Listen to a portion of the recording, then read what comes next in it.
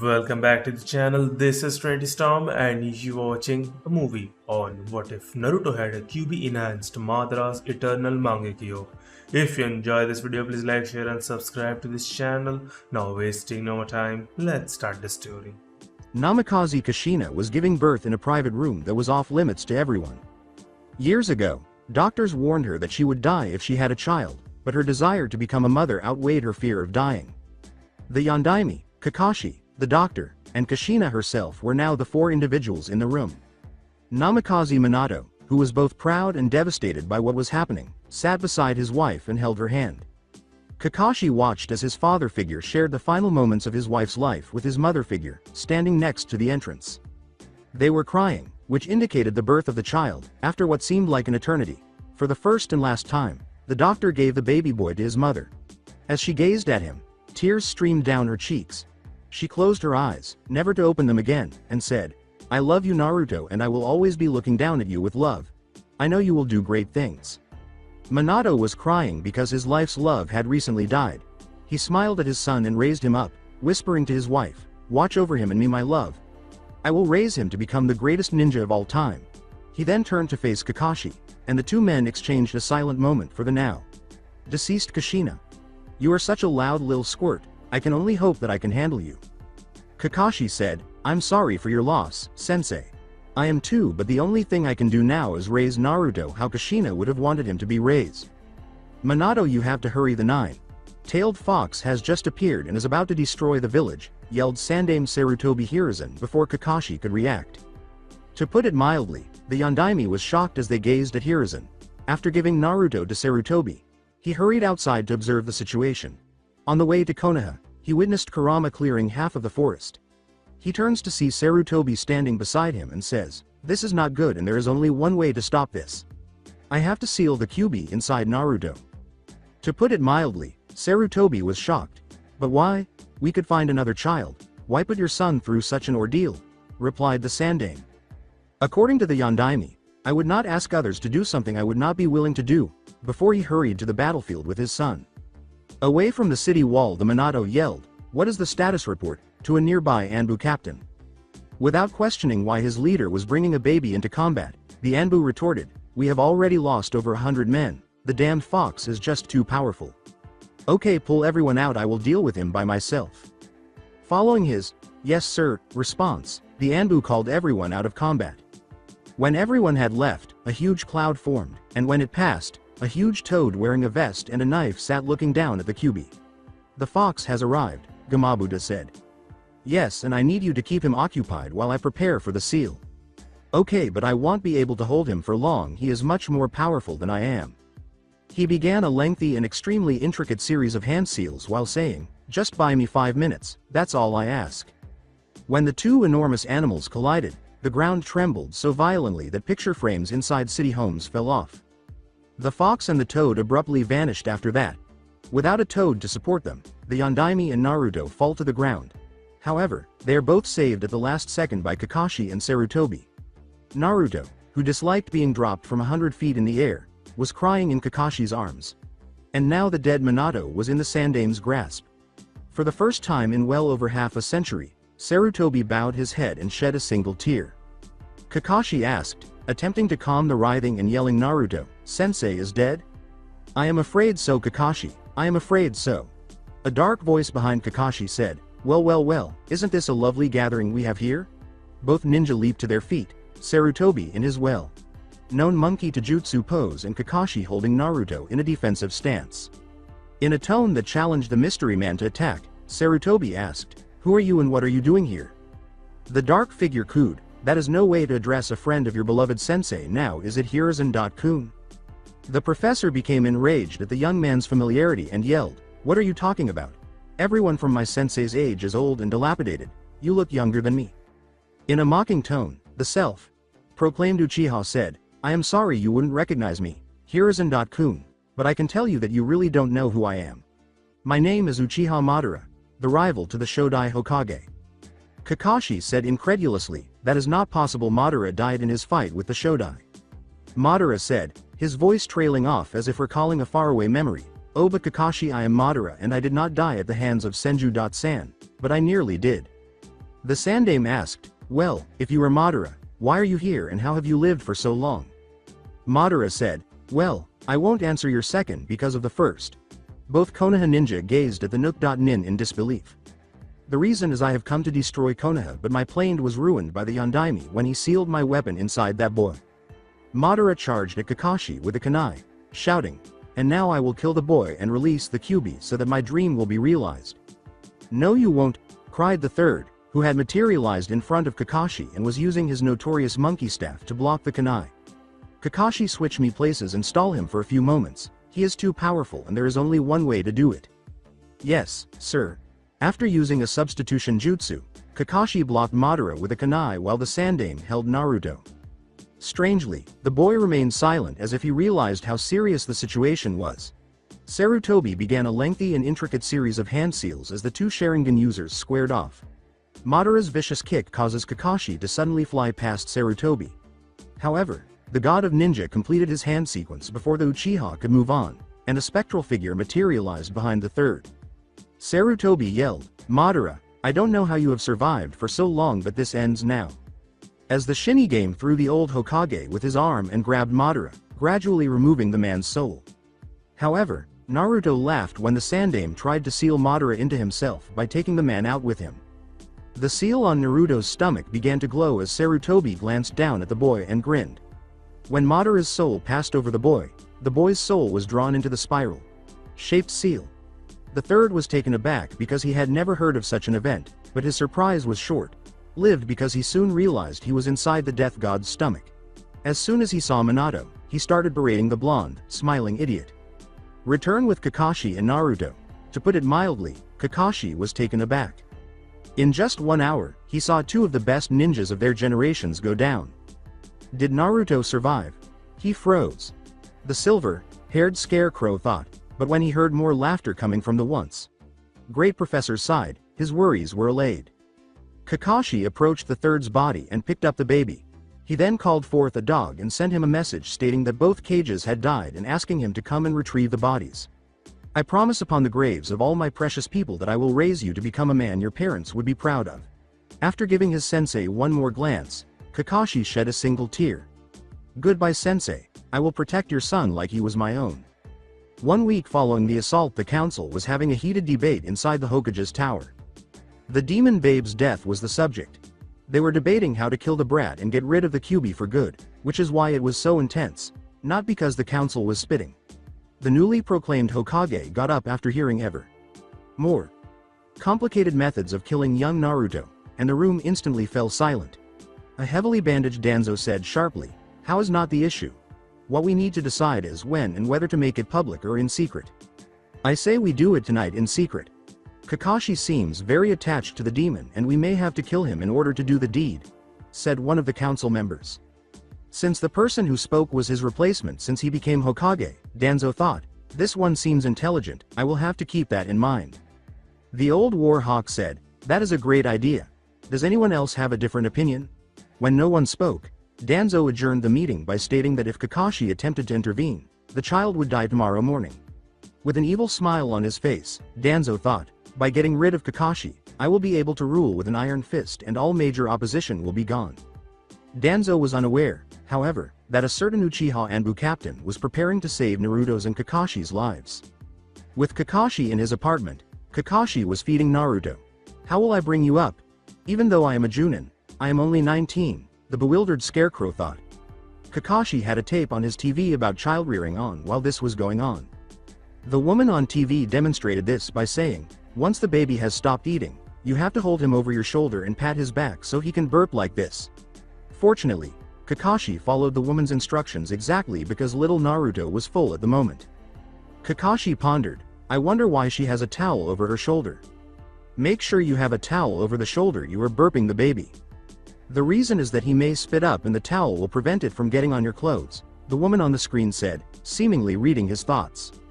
Exactly as she said that, the baby let loose, and Kakashi's vest was covered in baby vomit. Stupid programs never tell you the important stuff in time, Kakashi muttered as he scowled at the TV. After bringing Naruto into the bedroom, he puts him in the crib he had purchased that morning. After going to his closet, he removed his now soiled vest and put on a fresh one. He then notices that Naruto is sound asleep when he approaches the crib. Kakashi's eyes look at the serene little bundle and smile. For 5 minutes, he remains in that position, thinking back on the past. After that, he hears someone knocking on the door. He approaches and unlocks the door. He was shocked to see Midarashi Anko standing there holding a basket filled with baby supplies. Before Anko can speak, Kakashi swiftly slips out the door and shuts it. Without being rude, Kakashi questioned, "What are you doing here?" After saying, "Oh, I heard it from the grapevine that you adopted a kid and I wanted to bring over a gift and see the little tyke," Anko's voice changed to one that was sickly sweet. "So, when were you going to tell me about this, Kakashi-kun? We've been dating for a few months and you never brought this up. I think that this is an important thing to mention when you have a girlfriend." She then gives Kakashi a menacing grin that portends the man's demise and fails to provide a satisfactory explanation. CACA can explain, "Just come inside. But for heaven's sake be quiet, the baby is asleep." Kakashi stammers out in a sort of panic. The two ninja then enter. They approached a couch and took a seat.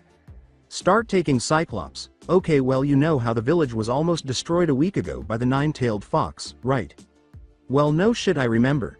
I was in the infirmary for 2 days after getting hit by a chakra blast," said Anko. Kakashi hisses, "Shush, Naruto is still asleep." "Oh, sorry. Keep going." Kakashi looks down after he says, "Well, the Yondaime had a kid on that same day, and his wife didn't survive the birthing." Realizing how much pain the man in front of him must be in, Anko muttered, "Oh my gosh, I am so sorry. So I take it that the baby, you called him Naruto I believe, is their child?" "Yes, but he is in danger and I have to always keep him near me." The snake Kunoichi hissed, "WHWH what?" and stammered. This isn't common knowledge yet, but the boy has the fox sealed inside of him. "He does," Anko cried out. Naruto could be heard sobbing from the adjacent room. Kakashi sighed and then remarked, "Nice going, Anko-chan." After that, he picks Naruto up from his bedroom. "So the fox is sealed inside that baby? Is that secure? Is the child going to be okay? Will he turn into the devil?" These were just a few of the ideas that were racing through Anko's head. Anko asked what she believes to be the most important question: is the child going to be able to suppress the demon or will he be corrupted by it? When Kakashi returned with a bouncing Naruto to console him, she knew that Naruto couldn't be a demon at this point because the infant was too innocent. Understanding his girlfriend's motivations, Kakashi responded, "He will be fine, I trust my sensei." Also, the seal had the power of the Shinigami to boot. Anko appeared totally at ease following that response. Kakashi's eyes smiles and hands the child to his girlfriend. "That makes me feel better." Anko grinned. "Now, are you going to let me say hi to him or are you going to hog him all day?" She grabs him with her outstretched hand, brings Naruto close, and looks down at him. When she looked down at him, Kakashi noticed how soft her eyes became, and he thought, "I have never seen her like this." I enjoy the serious or irate side of her that she has always displayed.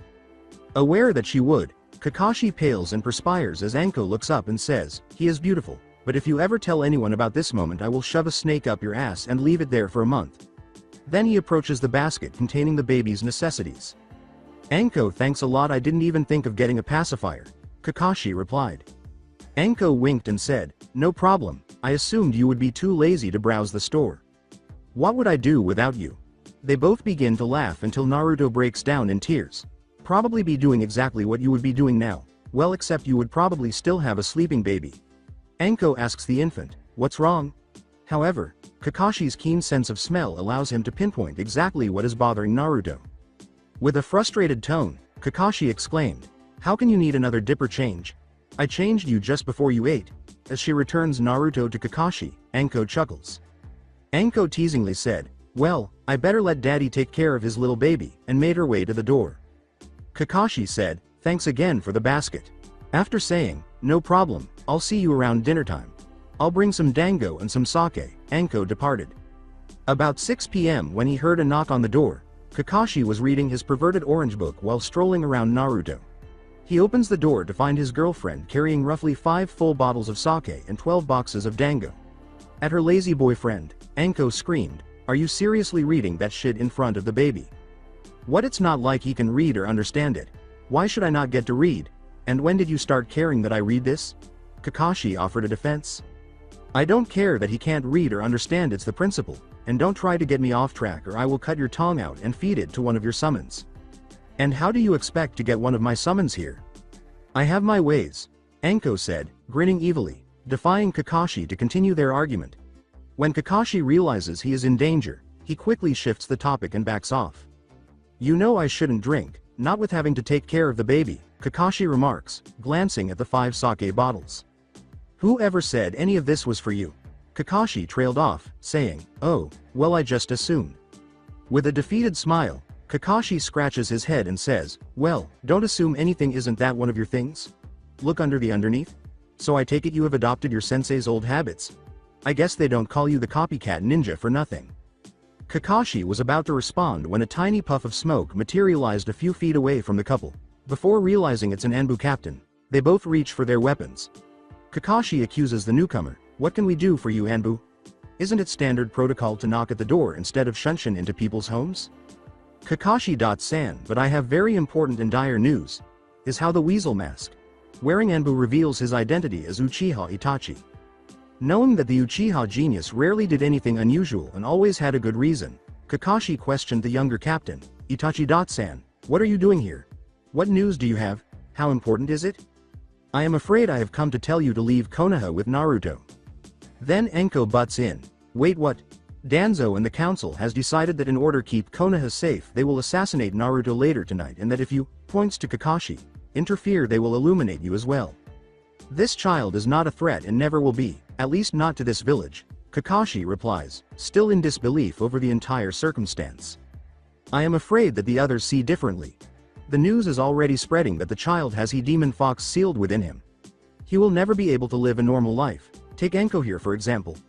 Have you ever felt comfortable in this village ever since Orochimaru betrayed you and Konoha? Enko doesn't respond. I guess not.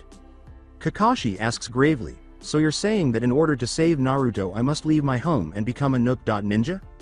The other two stare at him in shock as he responds, I am afraid so. I am fully willing to help you in this ordeal.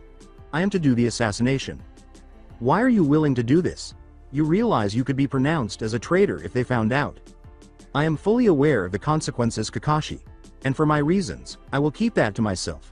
I may tell you later in life but not now. Anko erupts in fear of losing the only person who has ever seen her as Anko and not as the traitor pet, asking, what do you mean by later? If Kakashi and Naruto leave then we may never see them again. The Uchiha prodigal simply smiled and remained silent in response. Okay, so if I do leave with Naruto, how can you help me? Kakashi inquires. Anko turns to Kakashi and asks, you can't seriously be contemplating leaving? I am and I fully intend to. I gave my word to Minato Sensei that I would protect and raise Naruto and I intend to do just that. Anko yells, then I am coming with you. What, why? Because you are the only one who has seen me as Anko. You make me feel wanted and happy. I will join you and help raise Naruto. Do you realize what you are giving up? Yeah, I do. I am giving up a village who doesn't want me, a village that despises me and wants nothing more than to see me perish on a mission. They shared a brief kiss before Itachi cleared his throat, ruining the moment. If that is how you feel, I would be more than happy to have you come with me. I would have hated to leave without you. Itachi made it apparent that it was time to get ready by saying, okay, now that that was decided we can move on with the preparations. 1 hour after that, because they intended to move quickly and be prepared to move at any time, Kakashi and Anko only packed the essentials. Itachi clarified that he was supposed to arrive at 2 in the morning to murder the boy. With 7 hours to flee, Kakashi and Anko will have ample time to reach Wave Country and prepare to avoid any hunter ninjas Danzo may send. After getting ready, Kakashi and Anko go to the location of the Kyuubi attack. The wall had not been fully restored after being damaged during the battle.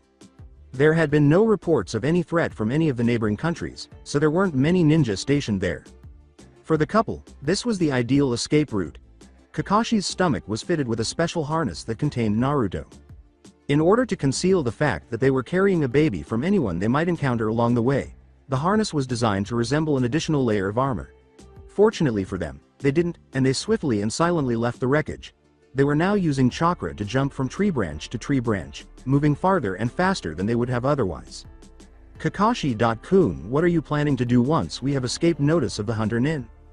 It will be necessary for us to travel and establish a base in one of the smaller nations before we can begin missionary work and earn a living. Everything will work out as long as I'm with you. But if you ever consider ending our relationship, I promise that I will tear out your Sharingan and feed it to one of my snakes. Kakashi perspired because he was certain that she would keep her word if given the opportunity. You sacrificed so much to accompany me, so I swear I won't. Will you marry me once we have a decent life and are out of this mess? With a serious expression on his face, Kakashi asks. I will not, of course. Anko responds with a sly smile. I won't say yes unless you have a big shiny diamond on a ring and you are sniveling only your knees like the dog you are. Kakashi gives her an eye smile, knowing that she said yes, and they continue their journey to Wave Country. Konoha at 2 in the morning as the Uchiha Anbu bows before the ancient war hawk. A puff appears in front of the Hokage's desk. So I take it the deed was done, Danzo says, performing the victory dance in his mind. I'm afraid not, sir. It appears that the infant and Kakashi departed a few hours ago. Everything that is necessary has been taken, and nothing remains to indicate that Hokage Dono will be returned. What? Danzo cried as his triumphant dance burst into rage. Itachi, gather a group of elite Anbu and go after them. Make sure you have at least one in Izuka so that you can track their scent. I want them captured and killed by dawn, you hear me? Itachi said, yes, Hokage, and walked away. As he watches Naruto hone his taijutsu on a wooden dummy, Kakashi muses, it's unbelievable that it's been 6 years already. Kakashi keeps staring while reflecting on everything that has transpired over the years. Naruto is his adopted son, and he and Anko have been married for 3 years. In Tea Country, they now live next to a small village. Kakashi is currently keeping an eye on and training Naruto while Anko is away on a minor mission. To keep the boy safe, the couple has started alternating between training Naruto and going on missions. When Anko trained Naruto, they usually focused on first aid, traps, and playing with an opponent's mind. When Kakashi's turn came, the Scarecrow assisted the young fox Jinchuriku in honing Naruto's taijutsu, practicing chakra manipulation, and developing battle tactics. When he heard 2 big cracks, Kakashi was startled out of his memories. Kakashi examines the dummy Naruto was beating on more closely and spots some surface cracks. He calls Naruto over to him after thinking, wow, I am impressed that Naruto is able to deal that powerful of a blow at such a young age. Hey Naruto, come here for a second, will you? Naruto quickly approaches his stepfather after averting his gaze from his practice dummy. What's up to San? Are we going to be able to work on chakra stuff? After saying, be patient, but yes we will, Kakashi grinned down at his son. Once you master this technique you will be able to channel and manipulate chakra, which is very different than just calling on it, I may add. Kakashi looks at Naruto with a stern expression. Now you know that having the demon sealed within you will make it more difficult to manipulate and control you chakra. Because of this we will work on chakra control exclusively until I deem fit. Naruto appears a little depressed about not being able to perform cool jutsus anytime soon, but he soon gets over it. Say to San, will this mean I will be able to run straight up trees and walk on water? Kakashi was taken aback because he had never told his son that those exercises involved controlling chakras. Then he walks over to a nearby tree, picks off a leaf, and walks back. Yes Naruto, you will, but not for some time, you have to get past the basics first, he says. The Scarecrow holds out the leaf for Naruto to grab and declares, this will be your new training partner. Kakashi instructs the boy to lie on his back and place the leaf on his forehead after he has grasped it. Now here is the hard part. I want you to focus chakra into the leaf, making it stick to your skin. When you think it is good and stuck, tilt your chin and see if it falls off. If it does, start again, but if it stays on, continue getting up slowly until you are standing perfectly straight. Got all that? Naruto exclaims, yep, now watch me master this in 10 minutes flat, and begins to direct his chakra toward the leaf. Knowing that it will take at least a day to become proficient at this exercise, Kakashi then leaves. Kakashi walks into the pantry of their house. He makes his way to the very back and looks in the direction where the lima beans are kept. Kakashi reaches out, extracts the lima beans, and presses a hidden button. Thank God no one likes these nasty things, otherwise my hiding place would be ruined. A tiny, inconspicuous trap door opens, and the Scarecrow descends through it, shutting it behind him.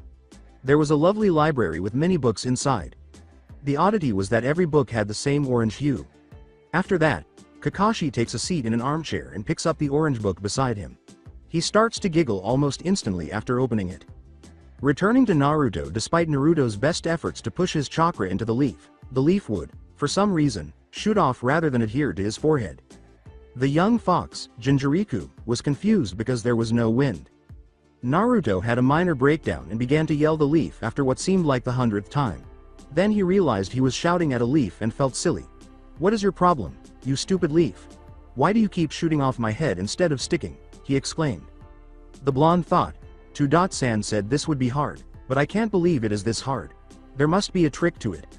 Then he did what he always did when faced with a situation that needed his whole focus. He meditated. "Alright, so I'm supercharging the leaf with as much chakra as I can to make it adhere to my skin. What am I doing incorrectly? Wait, don't I treat this like a magnet?" Naruto concluded his thought, grabbed the leaf, and lied back down. "If I put too much pressure, it will shoot off, but if I put too little, it won't be able to attract. All I need to do now is determine how much chakra I will need to invest in it." Naruto is able to sit up at 10 minutes past. The little blonde is pushed even farther by this.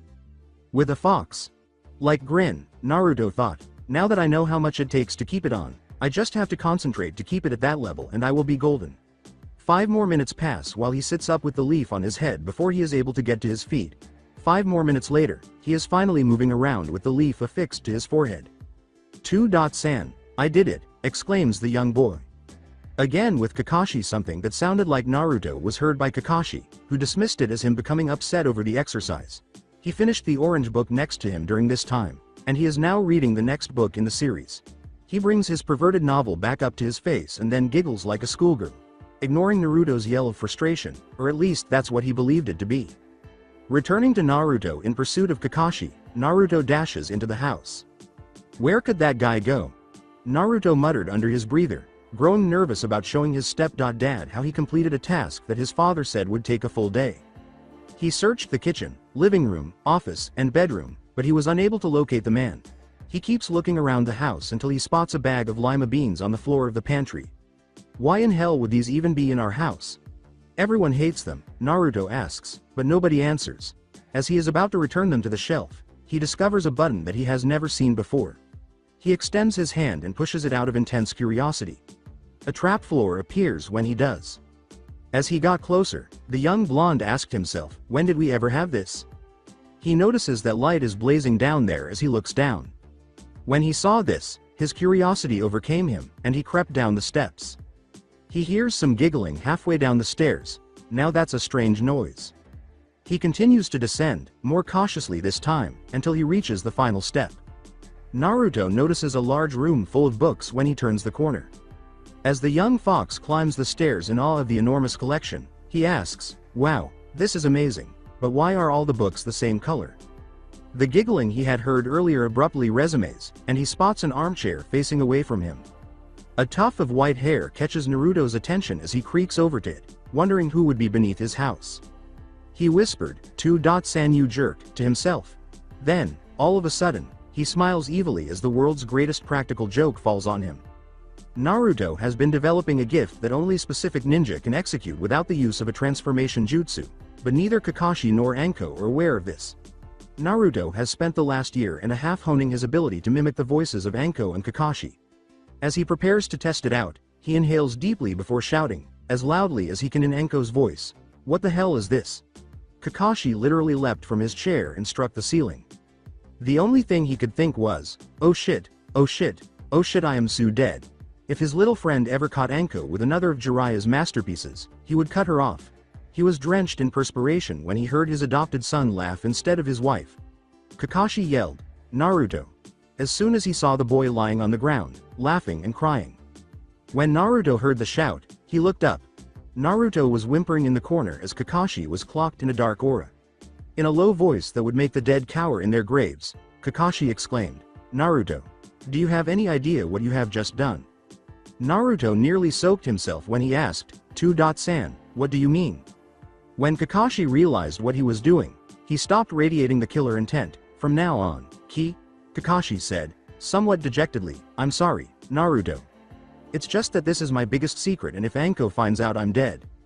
Naruto reassured his adoptive father, "Don't worry San, I won't tell San." After saying that, Kakashi relaxed, led his son upstairs, sealed the hidden library, and put the Lima bag back in place. He led the young boy back outside and instructed him to demonstrate his progress on the leaf exercise. The leaf stuck to Naruto's head the moment he put it there. Even though Kakashi made Naruto perform push-ups, laps, and other physical exercises, the leaf remained on the boy's forehead. He mastered this in less than an hour, and he has the fox inside that messes this chakra control, said Kakashi, who was extremely pleased and surprised. He recalled how wonderful his sensei was and said, I promise, I will do my best to train him and make him powerful. My boy may be a genius like his father. When Naruto saw that Kakashi was dozing off, he chose to trick him. Kakashi jumped out a good 20 feet in surprise and slowly looked behind him with fear in his eyes as the young blonde, in his best Anko impersonation, yelled, Hey Kakashi.kun, so were you and our son off to when I got home? He was furious at what he saw. Okay Mr. Prankster, it looks like you have plenty of energy left, let's get to your next lesson. Naruto appeared incredibly eager for additional training. He was unaware, however, that Kakashi intended to exhaust the young child for that final prank. Kakashi said, Okay Naruto here, and threw Naruto a tiny twig. For instructions, Naruto waited and caught. Now for this exercise you will hold your palm out flat and balance the stick vertically. It's not too different from leaf exercise, Kakashi said. Even though Kakashi knew this would take some time, he chose to stay rather than wander off. But when Naruto gave up after 10 minutes of effort, Kakashi was taken aback. He simply took a seat and seemed to be meditating. Does he meditate? Neither Anko nor I believe we have demonstrated that to him. Kakashi wondered, where did he get the idea? The young fox devised a strategy before he was even told what to do. He would first try things out and figure out what was happening. He would then contemplate it and attempt to decipher the trick. He would finally put it into practice, hopefully accelerating the process. The same idea is applicable here, as I need to have a certain quantity of chakra flowing through it at once. I must, however, shoot my chakra up the middle like a pillar for stability because it is not flat. Okay, I think I get it now. After he had finished thinking, which took around 5 minutes, he picked up the stick and tried his strategy. The young blonde surprised both Kakashi and Naruto by doing it flawlessly on the first try. Did I do that correctly 2.san? Shocked Naruto. Kakashi, still a little taken aback, remarked, Good job Naruto, I guess we can move on to the next step. The next step is to flip your hand over so it is facing down, but you have to keep the stick fixed to your hand. Naruto cried out, How am I supposed to do that? Well Mr. Smarty Pants, if you could master the first two so easily you should be able to figure this out. Fine, but if I get it within the hour we are having ramen tonight for dinner. Sounds good, but if you don't I will be having pot stickers while you eat a plate of veggies. You're on, old man, Naruto shouted, giving this father the thumbs up. I hate vegetables, but if I can get ramen out of it, I will take that chance, Naruto said, tearing up his face. After 50 minutes. Looks like you're going to be eating nothing but veggies tonight Gaki. Oh no, it's only 10 minutes left before the timer goes off, Naruto pondered uneasily.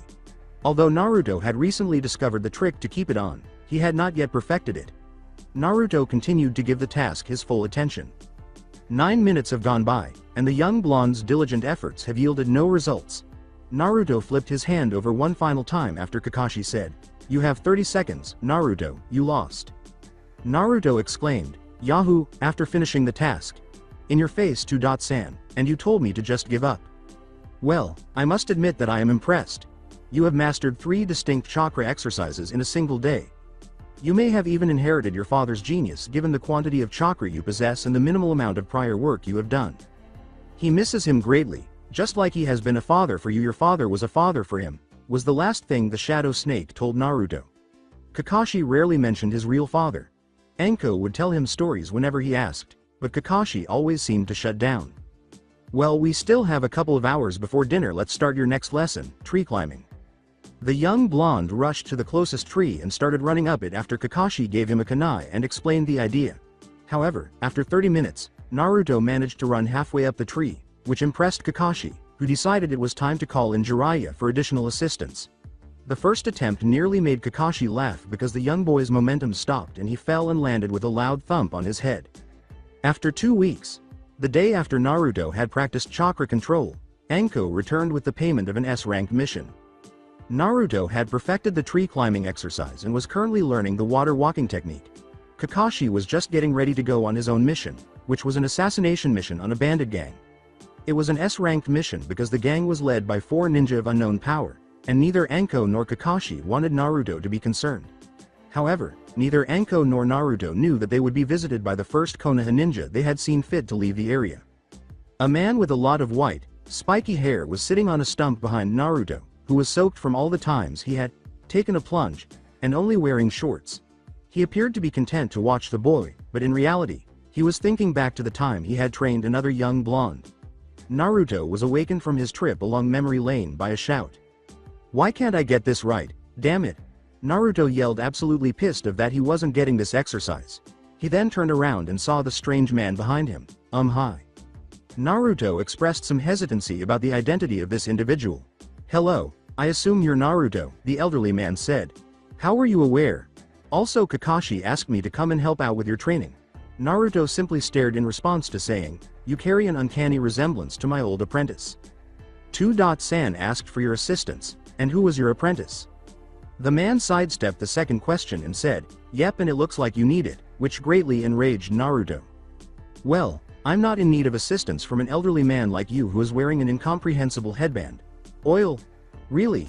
Even though I don't know much about the world, I am aware that there are no oil-producing nations. Who are you, then?" It was the old man's turn to become enraged, so Naruto yelled, "Do you not recognize me, you little brat?" The man fell on his face as Naruto said, "I have no idea." He stands back up and assumes what appears to be a taijutsu stance before the sound of drums suddenly begins. "I am the Great Toad Sage," he says. "That's just a disguise, though. However, I will reveal who I really am. I am the one who has no adversaries in the east, west, north, or even the heavens. I am a white-haired frog. Tamer, a Sannin. Even a weeping infant would stare in wonder. The great Jiraiya is me." With minor modifications, this was taken directly from the anime. "Never heard of you," was Naruto's response, causing Jiraiya to make another faceplant as he simply stared at the man with a "what the fuck" expression on his face. "Care to explain why you never told my godson who I am?" Jiraiya then shouted at a nearby tree. "Well, if you would drop by every once in a while I may have bothered, but you haven't seen the kid since the day we escaped from the village," replied Kakashi. "You know why I haven't come. That excuse would only be credible if you came at least once a year, but you haven't seen the boy for 6 years, asshole." "I'm sorry, alright, but I didn't come here to be berated by a cyclops and be made fun of by a 6-year-old. Jiraiya shrieked. "I came here to put a couple of seals on him, see how he has progressed in the ninja arts, decide when I will train him, and leave." "Are you going to be gone for a while?" Naruto inquired. "Why would I? I recently discovered that I have a godfather. As if that weren't enough, you also trained my father, about whom I know very little." Jiraiya turned to Kakashi and said, "So I'm not the only one who tries to keep those memories repressed." "What are you saying?" Naruto inquired. A new voice said, "Naruto, the loss of your father was a terrible experience for the two of them." "What do you mean, Ka.San?" Naruto questioned Anko. "Do you not recall what I said before?" Anko sighed and said, "Your father was like a father to Kakashi, but all she received was a headshake. What would you think you would feel if he died? But he won't die, he's not old or anything. Neither your mother nor your father, Naruto, were there." Anko spat out the final line, "Your mother died giving you life and your father died protecting you in Konoha." Naruto froze, realizing that talking about Konoha was taboo in the family and that he had just realized how much pain his stepfather must have been in, as well as why Kakashi had never mentioned his father. Jiraiya's burden is just as heavy, if not more so. The old recluse had never been this close to a son as Minato was. He has fought in more conflicts than I would like to think about and has killed men without hesitation. Even though he is one of the toughest people on the planet, Jiraiya broke down in tears when we told him what had happened to your father. Turning to face Jiraiya, Naruto said, "The truth is you look so much like Minato when he was a kid that it is hard to look at you and not remember him." Jiraiya had a serious expression. They kept discussing the past until nightfall, at which point Anko invited everyone to join him for dinner. By the time they returned, the atmosphere had greatly improved and they were all cracking jokes. The other three, however, continued to talk and reminisce about the past after dinner. Jiraiya, who has been working against Danzo and making sure that the old Warhawk had plenty of paperwork, told the couple that Konoha had gone to shit ever since Danzo took over, and they all laughed heartily when Jiraiya told them this because they remembered how much Minato used to bitch and moan about doing it. "So, Jiraiya, I assume you'll be watching Naruto tomorrow?" Anko inquired. "Yes, but regrettably, I have to depart immediately thereafter. I need to investigate Orochimaru's other hideout as soon as possible, according to information I received." Until they all went to bed, they kept talking about everything that was happening in the ninja world. During Naruto's test, Naruto had just finished a full-on fight with Jiraiya, which isn't really the best way to describe it. Rather, it was more like Naruto trying to strike Jiraiya while the Sannin stood in one spot, blocking every move the young boy attempted to make. Naruto was exhausted and sweating.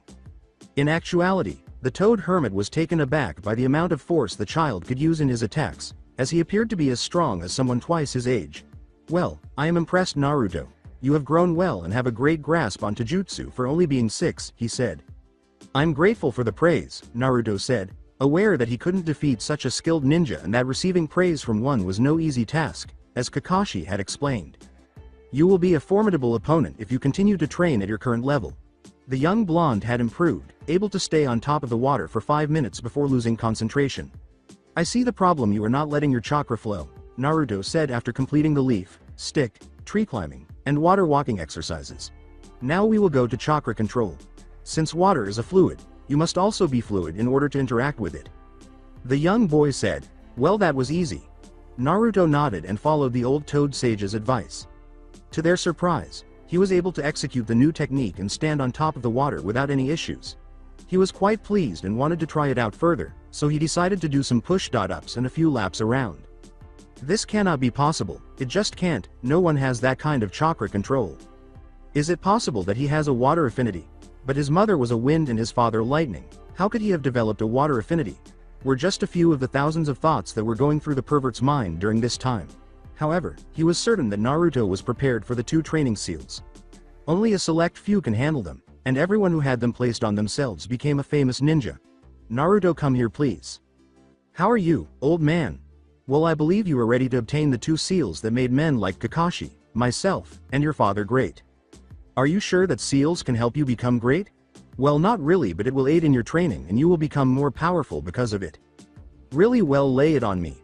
"All right, but I must explain to you what they are, how to get rid of them, and some of their negative effects. I'll start by setting up a sophisticated resistance that will reduce your motions to a quarter of their baseline speed. To become proficient in your ninja skills, you will have to increase your strength, speed, and power. Fuinjutsu. Kazuteiko, Wind Resistance Seal Technique, is the name of this seal. The air around you will provide significant resistance, as the name suggests, to the extent that you can only move at 1/4 of your base speed. Saying the technique's name and letting go while holding the ram sign is all that is required. However, once released, this seal won't fade like others. You can reactivate it while holding the ram seal and saying the name. It will remain on you. Where would you like the seal to be placed now that the explanation is complete? Well, seals resemble tattoos a lot, and too. Sanzanbu tattoo looks really awesome, on both of my shoulders, I suppose. With little green flames on the tips of his index and middle fingers, Jiraiya formed hand seals to get ready for the seal and said, "Okay, then let's get this started." He then reached out and made 2 diagonal lines appear on the young boy's right shoulder.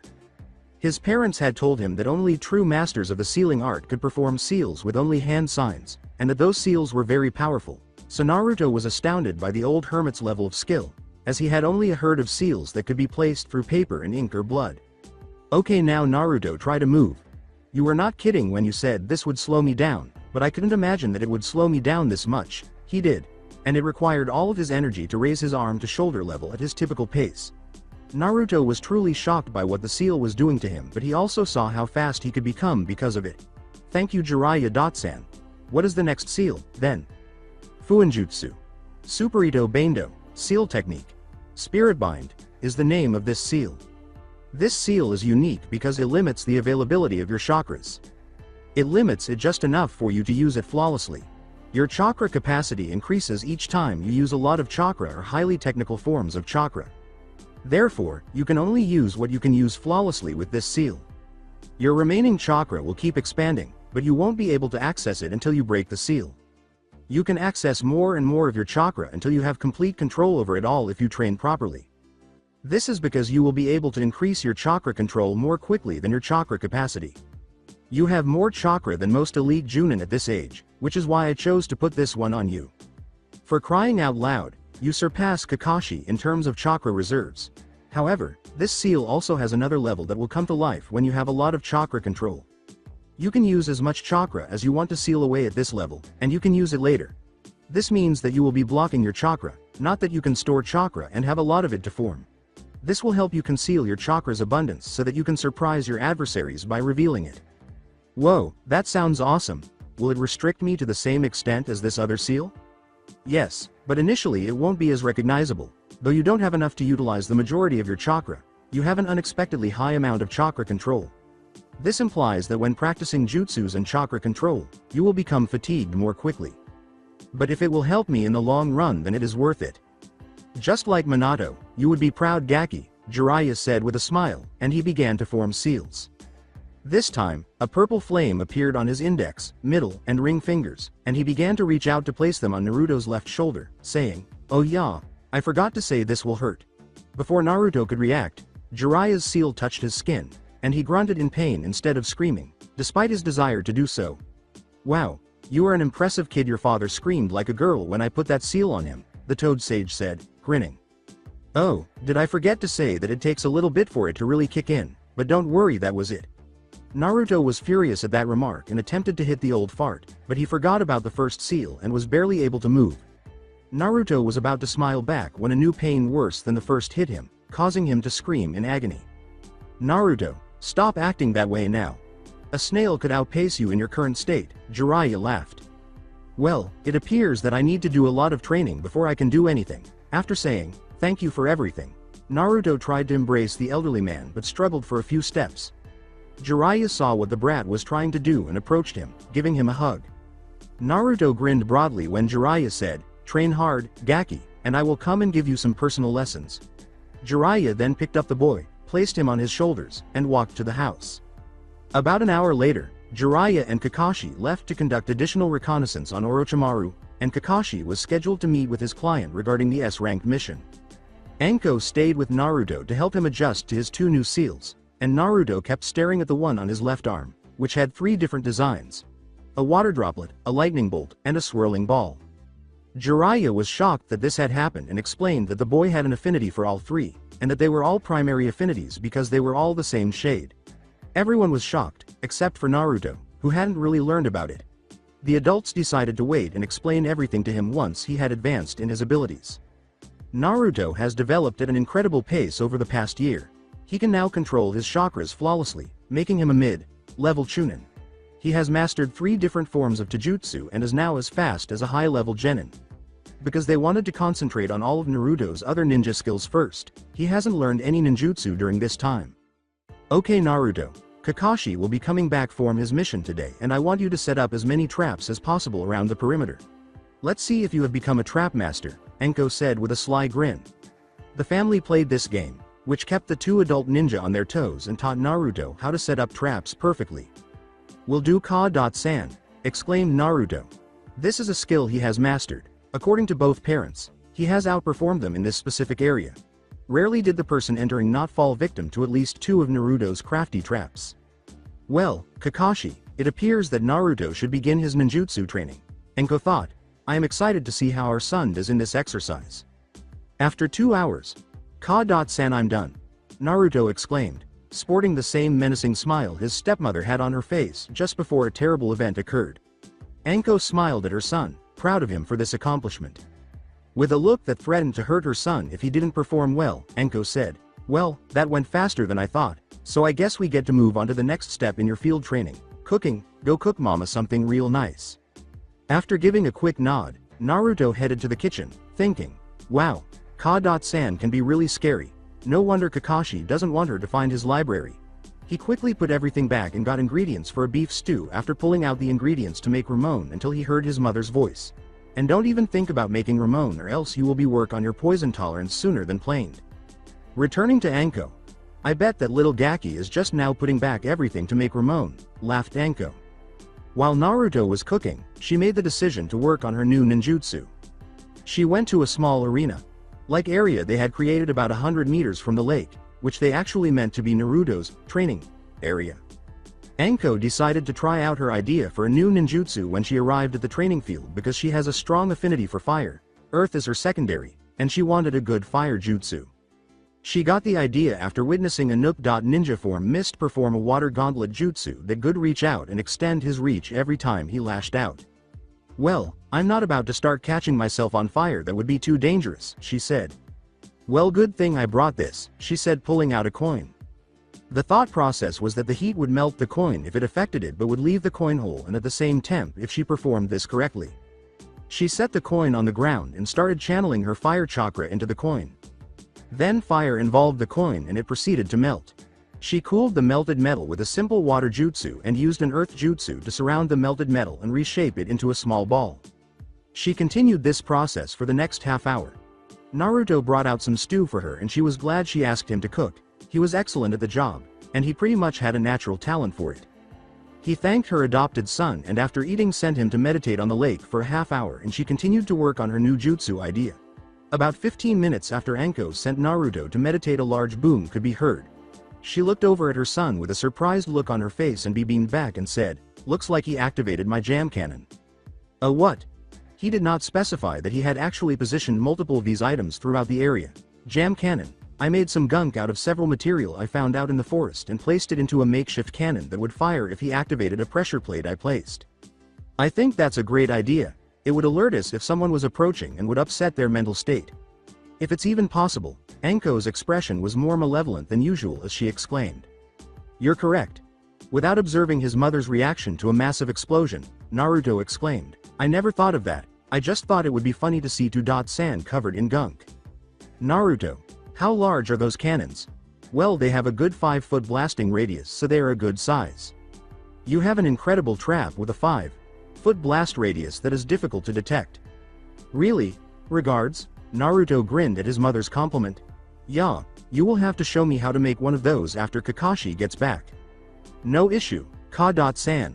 At that moment, there was another, more powerful explosion, and the previously mentioned Nook.Nin flew across the clearing and landed in a heap beside his family. Alright, who thought it was a good idea to use all those dumb launchers to rig the whole forest? In fact, Anko was rolling on the ground when she saw her husband, the well-known copycat ninja, falling for traps set up by a 7-year-old. Naruto was just laughing at the devastation he had caused to his father, and the notorious Kakashi no Sharingan was just sitting there, glaring at his two beloved people. Kakashi explained that they were covered in dirt, mud, honey, and something that looked suspiciously like deer feces.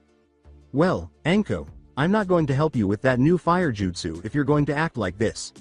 Naruto, I was going to start you on jutsu training, but I think you'll just have to wait a few more months because of this. Both of the pranksters instantly stopped laughing after saying that. But Kakashi-kun, you promised, Anko scolded, glaring at him. The words, "Nope, not going to work this time," came out of Kakashi's mouth. Naruto attempted to use the same trick he typically employed on his mother when he said, San, I have been training so hard and this wasn't my idea, it was all Ka-san's. However, it backfired this time. Anko said, Oh Naruto, you don't intend to blame your mother with this now, do you? In her most endearing voice, which the entire Hitaki family knew meant complete devastation. Naruto stutteringly exclaimed, Yua, F-su.rc not Ka-san. Before diving at Kakashi's feet. Naruto blurted out, too. San, it was all my fault, right, please forgive me, this has nothing to do with my beautiful Ka-san. At a fast pace. Sweat fell from Kakashi's brow as he gazed at his wife. Anko whispered in her son's ear, That's what I thought you said, squirt, causing him to leap 10 feet into the air. The little boy chose to bring up the topic of working on jutsus again while both parents were laughing at their child's expense. So San, will you start training me to use jutsu? He did pass the test, Anko said, grinning at her husband. Well honey, you might as well, seeing that he did. I guess you were right, but if you two ever do that to me again I will stop training you. Kakashi points at Naruto, and will cut you, turning his attention to Anko. Off from your favorite snake, warned Kakashi. Then, with a passionate nod, Naruto allowed them to quickly begin practicing jutsu, while Anko sat there looking disappointed and slightly flushed. The scarecrow then understands the truth of Anko's statement and acknowledges Kakashi's defeat with a sign after she leans in and whispers into his ear, You know that would be just as much of a punishment for me as for you. Well Naruto, let's get started on your training. Meet me at the training pit in 5 minutes, I will be there after I get this gunk off of me, Kakashi told Naruto. In the pit? Okay, so Naruto, you have extremely good chakra control, so learning the basics will be a walk in the park. I am very glad that Jiraiya put that seal on you. So we will be working on what the academies call the basic 3. Henge, Kawarimi, and Bunshin. Since your chakra seal allows you to only use mid-level chunin jutsu but the seals allows you to endlessly refuel it with your reserves, we will be able to go through this rather quickly. Sweet, so do I get to learn other jutsus after this? Yep, but we will not start on a new jutsu unless you have fully mastered every level of the Academy 3. What do you mean by that? Well, for example, for the henge you can just cast shadow over yourself, or you can make it an actual manifestation. More simply, the shadow can't grab things, also it isn't solid. Pretty much it is just for looks, but the manifestation will be able to and hold on to things and have an actual feel to it. Also, it can act like a type of shield, taking a maximum of 1 hit. The Kawarimi is much simpler since it is just a simple substitution, but the higher level is the Shunshin and the highest being the Hiraishin, this one being out of our reach. And finally the Bunshin. The first stage is to cast an illusion that has no mass and is just as a distraction. Then there are the elemental Bunshin that hold the chakra nature of the user, such as Myre Bunshin, or the more common and simpler Mizu and Suchi Bunshin, and the most chakra retentive Bunshin, the Cage Bunshin. You easily have the chakra capacity to perform it but not the control. But if you can master the first two, then you should have the control to perform the Cage Bunshin and your training will skyrocket. Why would learning the Cage Bunshin help me in my training? It's not like it can make a copy of me that I absorb its memories once it disperses, Naruto grumbled. Actually, that is exactly what it can do. Neither your mother or myself have the reserves you do, and you are only 7. Yet because of your reserves you can create 100 of these clones. The drawbacks of this technique are if you summon too many and they all disperse at once. This would flood your brain with all their memories and you would be incapacitated. Wow, that sounds awesome. Yeah, it kinda is, isn't it? The two then began Naruto's foundational training. After a few months, Kakashi took a taijutsu form and said, "Okay Naruto, let's put what you've learned to the test now." In addition to learning the Shunshin and Bunshin, Naruto had perfected the entire henge. Kakashi had made the decision to face his son head to observe the advancements he had made. Kakashi had determined that elemental chakra would be the next stage of Naruto's shinobi training if he demonstrated his mettle. When Kakashi realized his son hadn't moved, he was only reflecting on how much he had grown. Then he saw the smile. All he could think before his instincts took over and he blocked a blow from Naruto was, oh shit. Behind his father, Naruto had created a clone and avoided shining. How could I have missed the Shunshin's chakra spike? Kakashi believed that his son was letting out a barrage of blows by blocking them. At that moment, Kakashi heard a click and a tiny explosion that could only be explained by gunk flying at the copycat ninja from 3 different directions. What the devil? He had time to set up traps, but when? Before he had to Shunshin across the pit, that was all Kakashi could think. Unfortunately for Kakashi, Naruto had prepared for today by booby trapping the entire area. When Naruto noticed that his father had set off another trap, he yelled, "Hey 2.san, I wouldn't, never mind." Kakashi eventually had enough of the young blonde's laughter and Kawarami'd with him. Suddenly, the roles were reversed, with Kakashi laughing uncontrollably and Naruto fleeing from his own traps. "That's what you get, you little brat, oh yeah." At that moment, Naruto used a little pile of rocks in its place and executed a jutsu that his father had taught him during their training. After saying, "Hitaki's secret jutsu, 1,000 years of death," Naruto thrust his fingers up Kakashi's ass and, just for good measure, pushed some chakra into it. Kakashi soared into the air and landed hard on another trap, which was a jam cannon by coincidence. Naruto demonstrated his value with a rather filthy Kakashi and a nice sounding explosion, and he was now prepared to learn how to control elemental chakras. Following Kakashi's recovery, Kakashi added, "Well, you definitely showed that you were ready. Now it is time that I showed you how shinobi make themselves unique." He then stepped back, began to apply a few seals, and lightning started to form around his right hand. Naruto was only able to stare in wonder at his father's skill. Now this technique is called the Chidori. In order to do this, one must be able to harness lightning chakra and force it into their hand to the point that it is visible. This is my first original jutsu and is only the first form of this technique. The second is called the Reikari and it requires more chakra and more control. It got its name after I split a lightning bolt in half using this technique. At this point, Naruto simply sat there in utter disbelief, a foolish expression on his face. "Nope, my 2.san is the coolest. He can cut a lightning bolt in half." The little blonde pondered. "Will you teach it to me?" he then inquired. He pulled out a piece of paper after he finished saying, "Well, of course I will. What kind of father would I be if I didn't hand down my techniques to my son? But you are not ready for it quite yet. First we have to get you in tune with your elements." Kakashi then hands the paper to his son, wondering which element will appear first. This is called chakra paper. When you push some of your chakra into it, we can see what kind of affinities you have. The seal already shows that you have 3 at such a young age, but this will help us see which one is the strongest. However, he was about to witness something that nothing could have prepared him for. So what exactly is going to happen when I start pumping chakra into this thing? Naruto asked before he held the paper between his thumb and index finger. Well, we know that your natural affinities are water, lightning, and wind, so if it crumples first then you possess a strong lightning affinity, if it splits down the middle then it is wind, and if it gets all soggy then water. After confirming his understanding with a nod, Naruto began to channel his chakra into the paper. After that, the unthinkable occurred. All 3 of the signs appeared simultaneously rather than one at a time. Is that supposed to happen? Naruto asked his father as he looked down at the 2 crumpled pieces of paper that were now wet. Since he had only heard of 2 people possessing this ability and it wasn't Naruto's elemental combination, Kakashi just stared in complete bewilderment. These were the 2nd and 3rd Tsuchikage, and instead of lightning, wind, and water, the elements were earth, wind, and fire. Is it possible that Naruto had a Kekkei Genkei? Could this have occurred as a result of something that happened when the fox was sealed inside Naruto? I suppose the only thing I can do is to give him the best training possible. Sadly, my only affinities are earth, fire, and lightning. Fortunately, lightning is my strongest. I suppose I'll just get him started on it, let him get used to it, and then we can start looking for a teacher of wind and water. This is going to be really challenging. Why was he unable to have a single primary affinity like other people? But this might actually give him more power. These were just a few of the ideas racing through his mind as Naruto waited for his father to respond. Fearful that he had done something wrong, Naruto asked uneasily, San, are you okay? After seeing his son's reaction, Naruto quickly said, but don't worry, this actually means you have a unique and rather powerful ability. Naruto's eyes brightened as he said, sorry son, I was just a little freaked out, that is all. The scarecrow explained what he meant and briefly described the other people who possessed the same ability. The reason being that you are one of only 2 people in the history of the world to manipulate 3 separate elements in perfect balance. Naruto just stared at Kakashi, looking bewildered. Whoa, does that imply that I can learn those Kage's super killer jutsu? With wide eyes, Naruto inquired.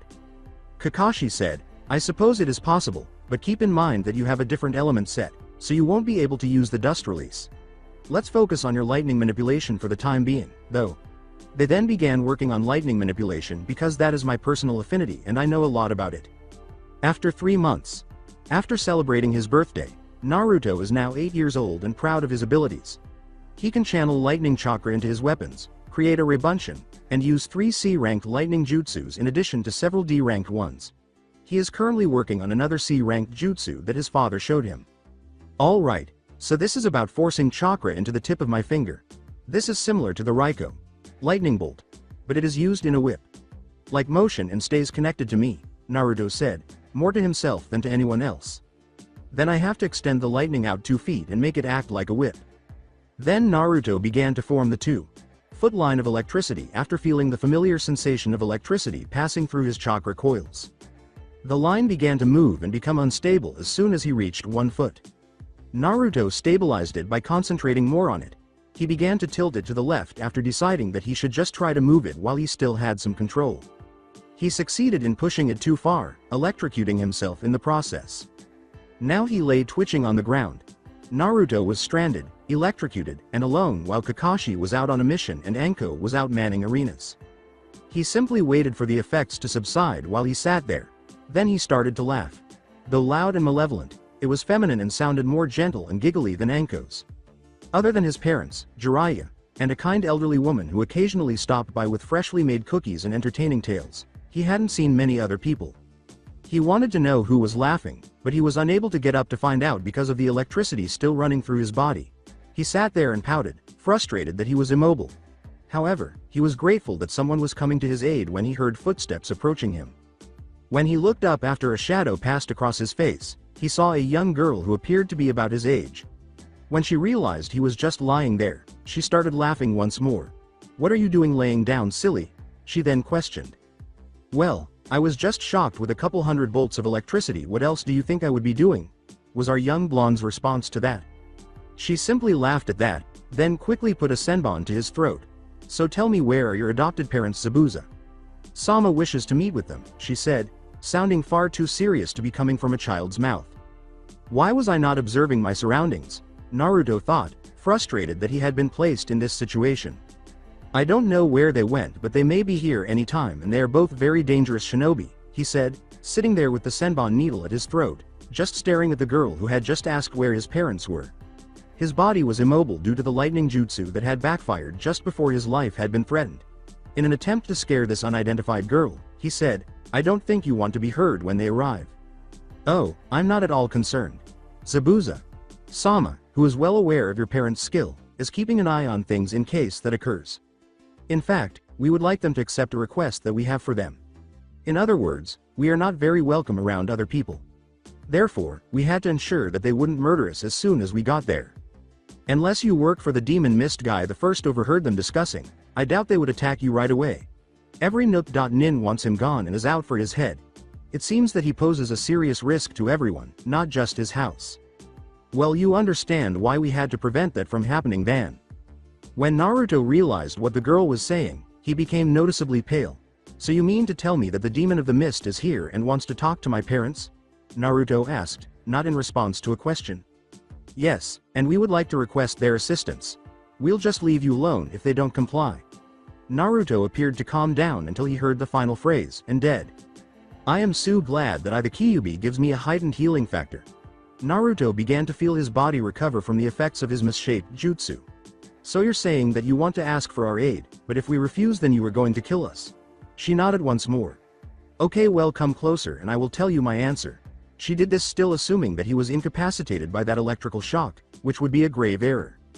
When she was about an inch away from his face, he shoved the needle away from him, causing a small cut to appear on his throat. He then head-butted her and she fell over backwards. Naruto then jumped up and tried to gain the upper hand when she was on the ground. Unfortunately, by that time the girl was already on her feet and a good 5 meters away from him. They both stared at each other until Naruto charged forward. He started channeling chakra into his limbs to increase his speed and power and drew his arm back for a punch. The girl crossed her arms and blocked his attack.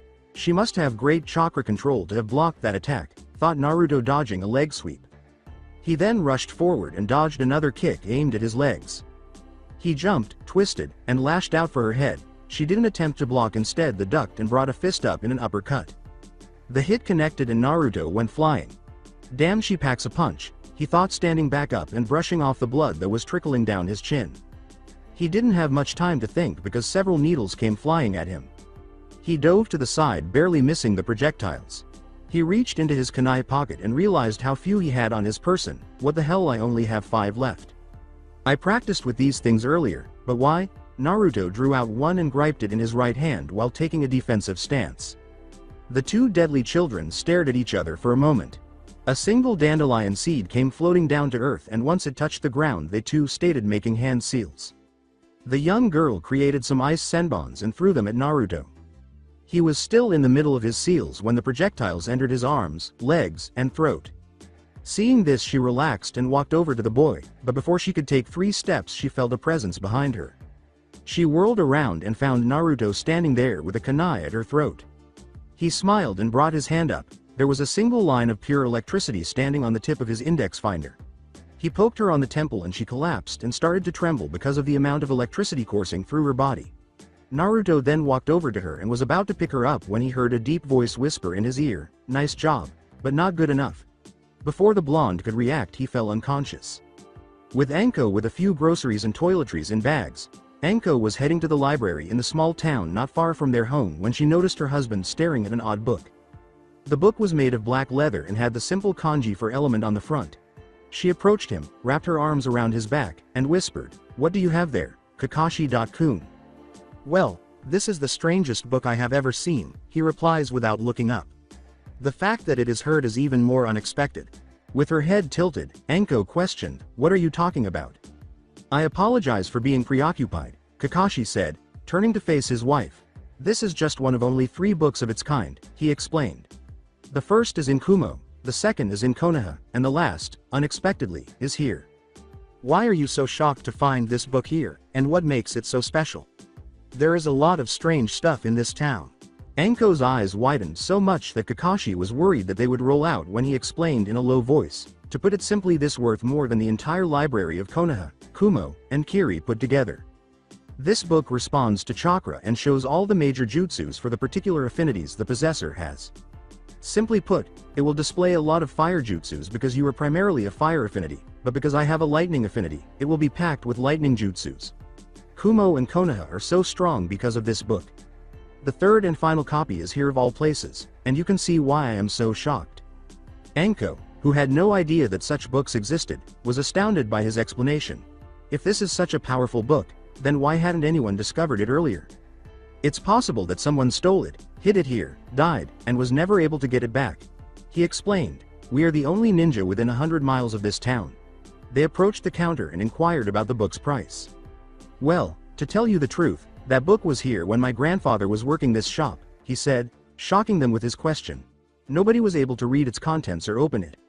Both ninja just stared at the man, who simply smiled and went over to assist another customer in finding a book. "To be honest, I forgot it was even in here," he laughed. "Well, how about this, since you guys are always helping us out, just take it." Kakashi and Anko walked out of the store and back home in silence, still stunned that they now had a book of legends and they got it for free.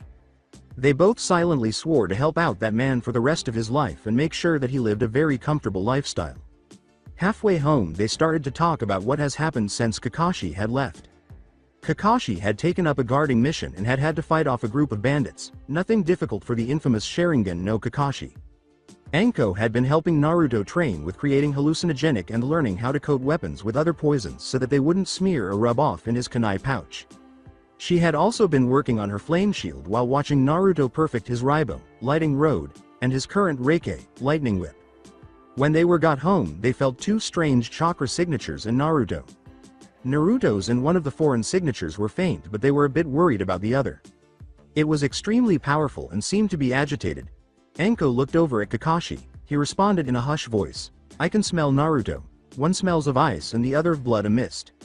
They had been talking about Zabuza before Kakashi left, and they were concerned about what he might attempt to do following his failed assassination of the Mizukage. "I hope the latter isn't who I think it is, but I have no idea who the other one is." They then drew their respected weapons in preparation for attacking and protecting their son. Anko produced 9 kakudis, rings with spikes that usually have a poisonous coating. Think bronze knuckles, but individual for each finger and has several poison-covered spikes on them, that she had discovered on a mission when Naruto was around 6, and Kakashi produced his katana, which he had acquired when he was around 3. The two nodded and exchanged glances before disappearing into the surrounding trees. Returning to Naruto, the first thing that Naruto noticed as he was just waking up was that he was tied up. He opened his eyes to see that he was tied to a tree and that a tall man, wearing blue-gray pants with overall attachments and no shirt, had a huge sword next to him. Naruto realized that the sword was larger than him and was buried in the ground. Zabuza was staring down at the girl from earlier, just keeping an eye on her like a worried parent, and then he saw that Naruto was awake. "Damn kid, you recover fast. I hit you hard enough to knock you out for at least 2 days, yet you're awake in less than 2 hours. Yeah, my parents say that I have a very powerful healing factor. It came from my mother." Naruto lied, assuming that if his parents had taught him anything, it was to keep his furry problem to himself. Unsure of what to do, Naruto chose to simply speak with the man in the hopes that he wouldn't be killed. The tall, commanding figure remarked, "Really well, that is interesting." When Naruto realized he had never learned the girl's name, he trailed off, "How is?" "Her name is Haku and mine is Zabuza." He was a little taken aback by the man's open sharing of information, so he replied, "My name is Uzumaki Namikaze Hitaki Naruto." "Wow, you've got a lot of names now, don't you, kid?" Zabuza remarked, partially laughing. "My father, Minato Namikaze the Yondaime Hokage, died expelling the Kyuubi, and my mother, and Uzumaki, died during childbirth," Naruto said, his face darkening. "I was to be put to death, so Kakashi and Anko left their village to raise me." When he heard this, Zabuza's face darkened. He raised Haku and completely understood how the child must feel rejected and wanted dead by his home village. Then, he flashed and vanished, and a few kunai were stuck in the ground where he had been. "Are you okay, Naruto?" a voice that resembled Kakashi's asked. "Yeah, just tied up and I have a slight headache, but besides that I'm good." When Anko said, "Thank Kami, but now I'm going to tear this bastard open for hurting my baby."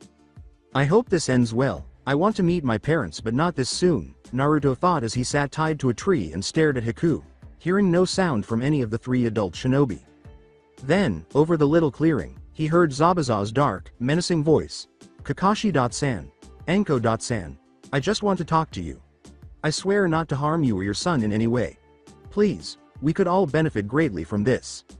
After a good 5 minutes of nothing but silence, Kakashi's voice said, okay, but you have to throw your sword over to the opposite side of the clearing from Naruto, then we will meet at his tree. Kakashi didn't really think that would happen. He thought Zabuza would just refuse and start the fight, but he was taken aback when he saw the giant sword fly into the air and stab into a tree on the other side of Naruto. Zabuza then appeared beside his son and sat down on a nearby stump, fully unarmed. Kakashi turned to Anko, and the two cautiously entered the clearing and began to approach their fellow Nook.nin. Anko said bluntly and somewhat angrily, so asshole, what do you want, still indignant that her child, whether adopted or not, had been harmed and demanding blood as payment.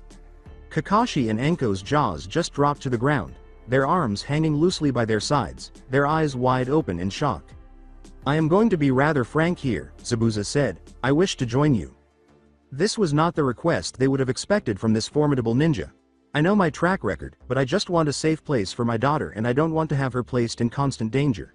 Despite Konoha's repeated attempts to find you, you two have been living in relative peace and have always prevailed. If it weren't for her, I wouldn't be asking.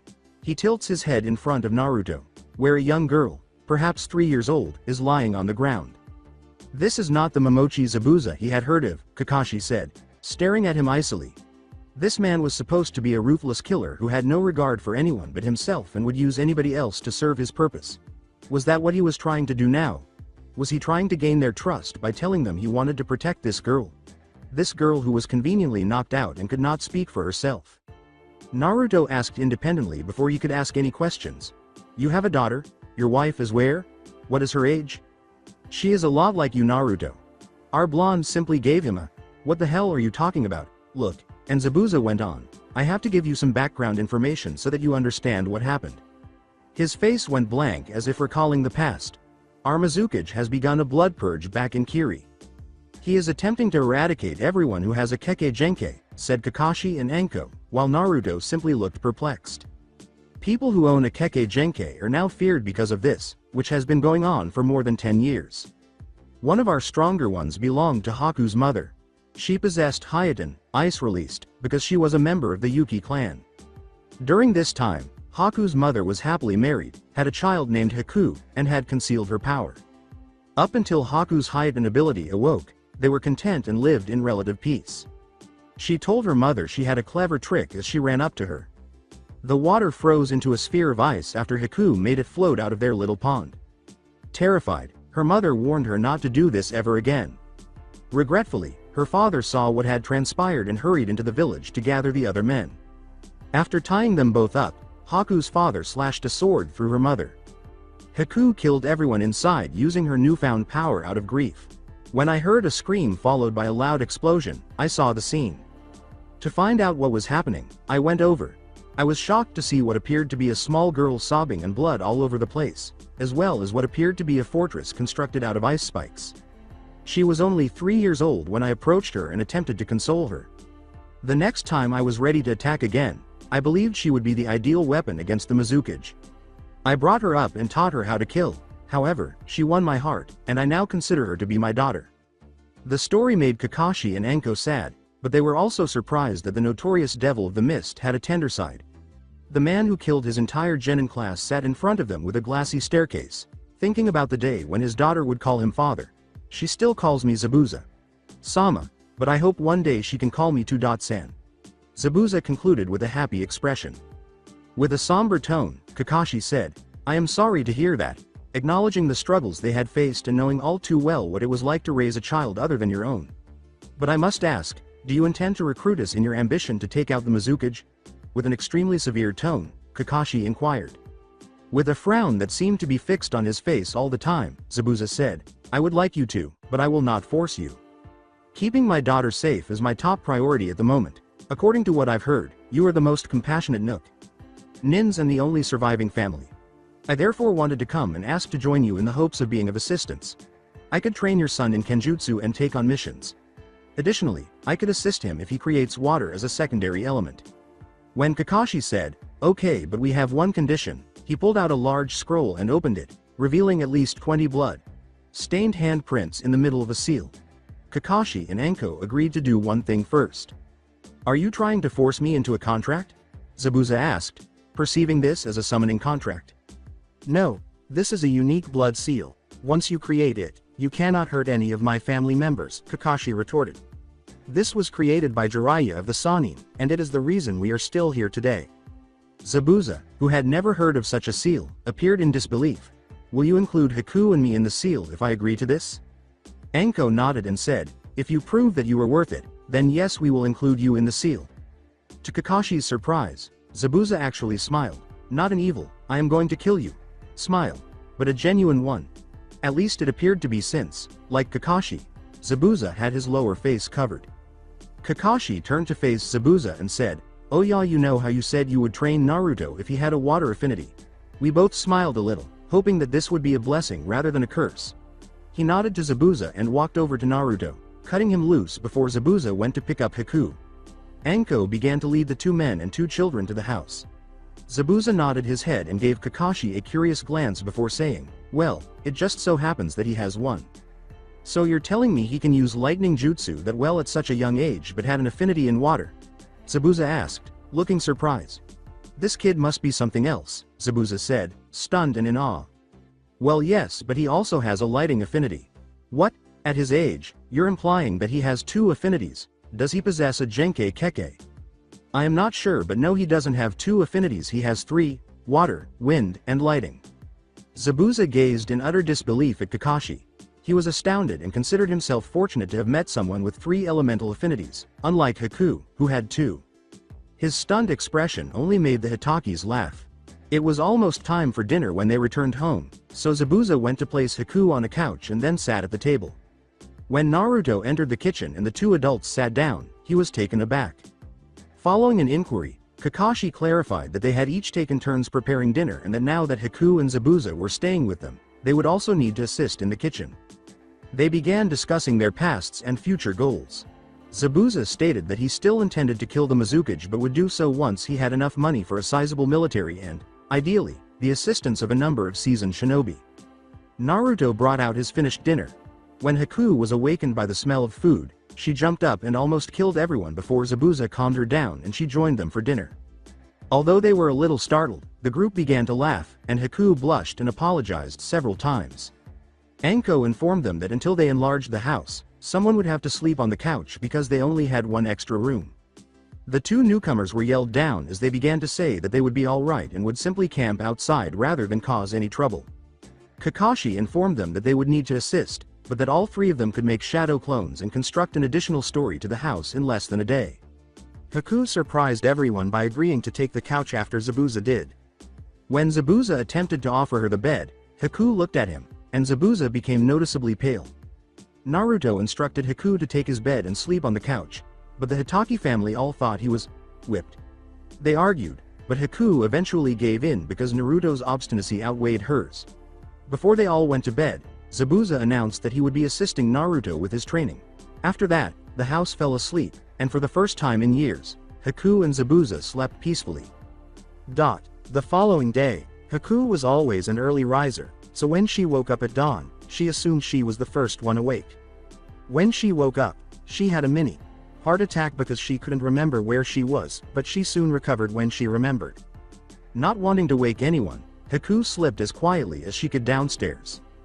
The young boy who had given her his bed had been sleeping on the couch, but she couldn't see him. She was shocked to see him outside when she stepped outside. 2 copies of him were fighting, though, so he wasn't alone. 2 of the Narutos attempted, but were unable, to strike the third.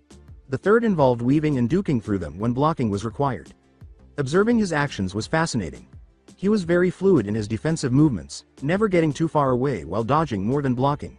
He focused his offensive strategies on delivering strong, heavy blows that were easily retracted. Although they appeared to be a synthesis of 2 distinct techniques, they flowed. Naruto was engaged in combat with his 2 shadow clones as she watched. Since learning the Kage Bunshin, he had been practicing this type of training.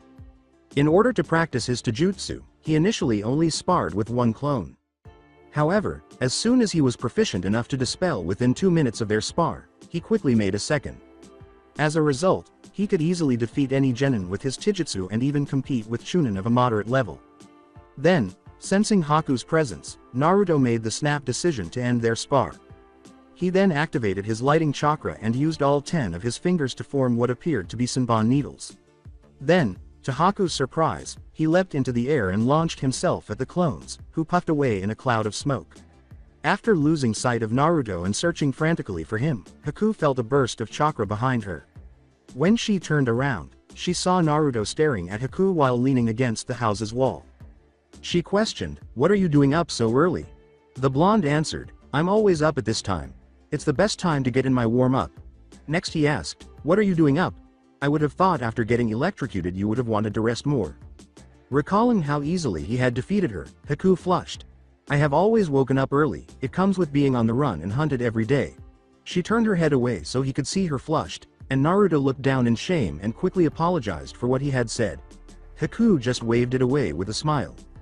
After a moment of surprise, Haku agreed, and Naruto led her out to the pit. "Well, since you are up so early, would you like to have a quick spar?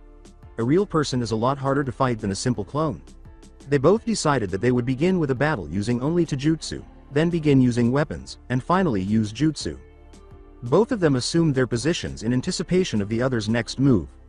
After that, Naruto lunged forward and began throwing punches that were induced by chakra. Since there were cracks and a small depression where she had just been, Haku ducked and thanked Kami for not trying to block it. Then she hurried forward, then sideways, aiming a kick at Naruto's bare side. He swerved swiftly to avoid the assault and then launched a kick of his own at her feet. She leapt to her feet, performed a backflip, and then lowered her heel toward his back. He dove to the side and just managed to avoid it in time. Haku's graceful landing caused more cracks and a bigger indentation than Naruto's punch. He wiped away his perspiration and resolved not to annoy her. They re-established their positions and gave each other nods.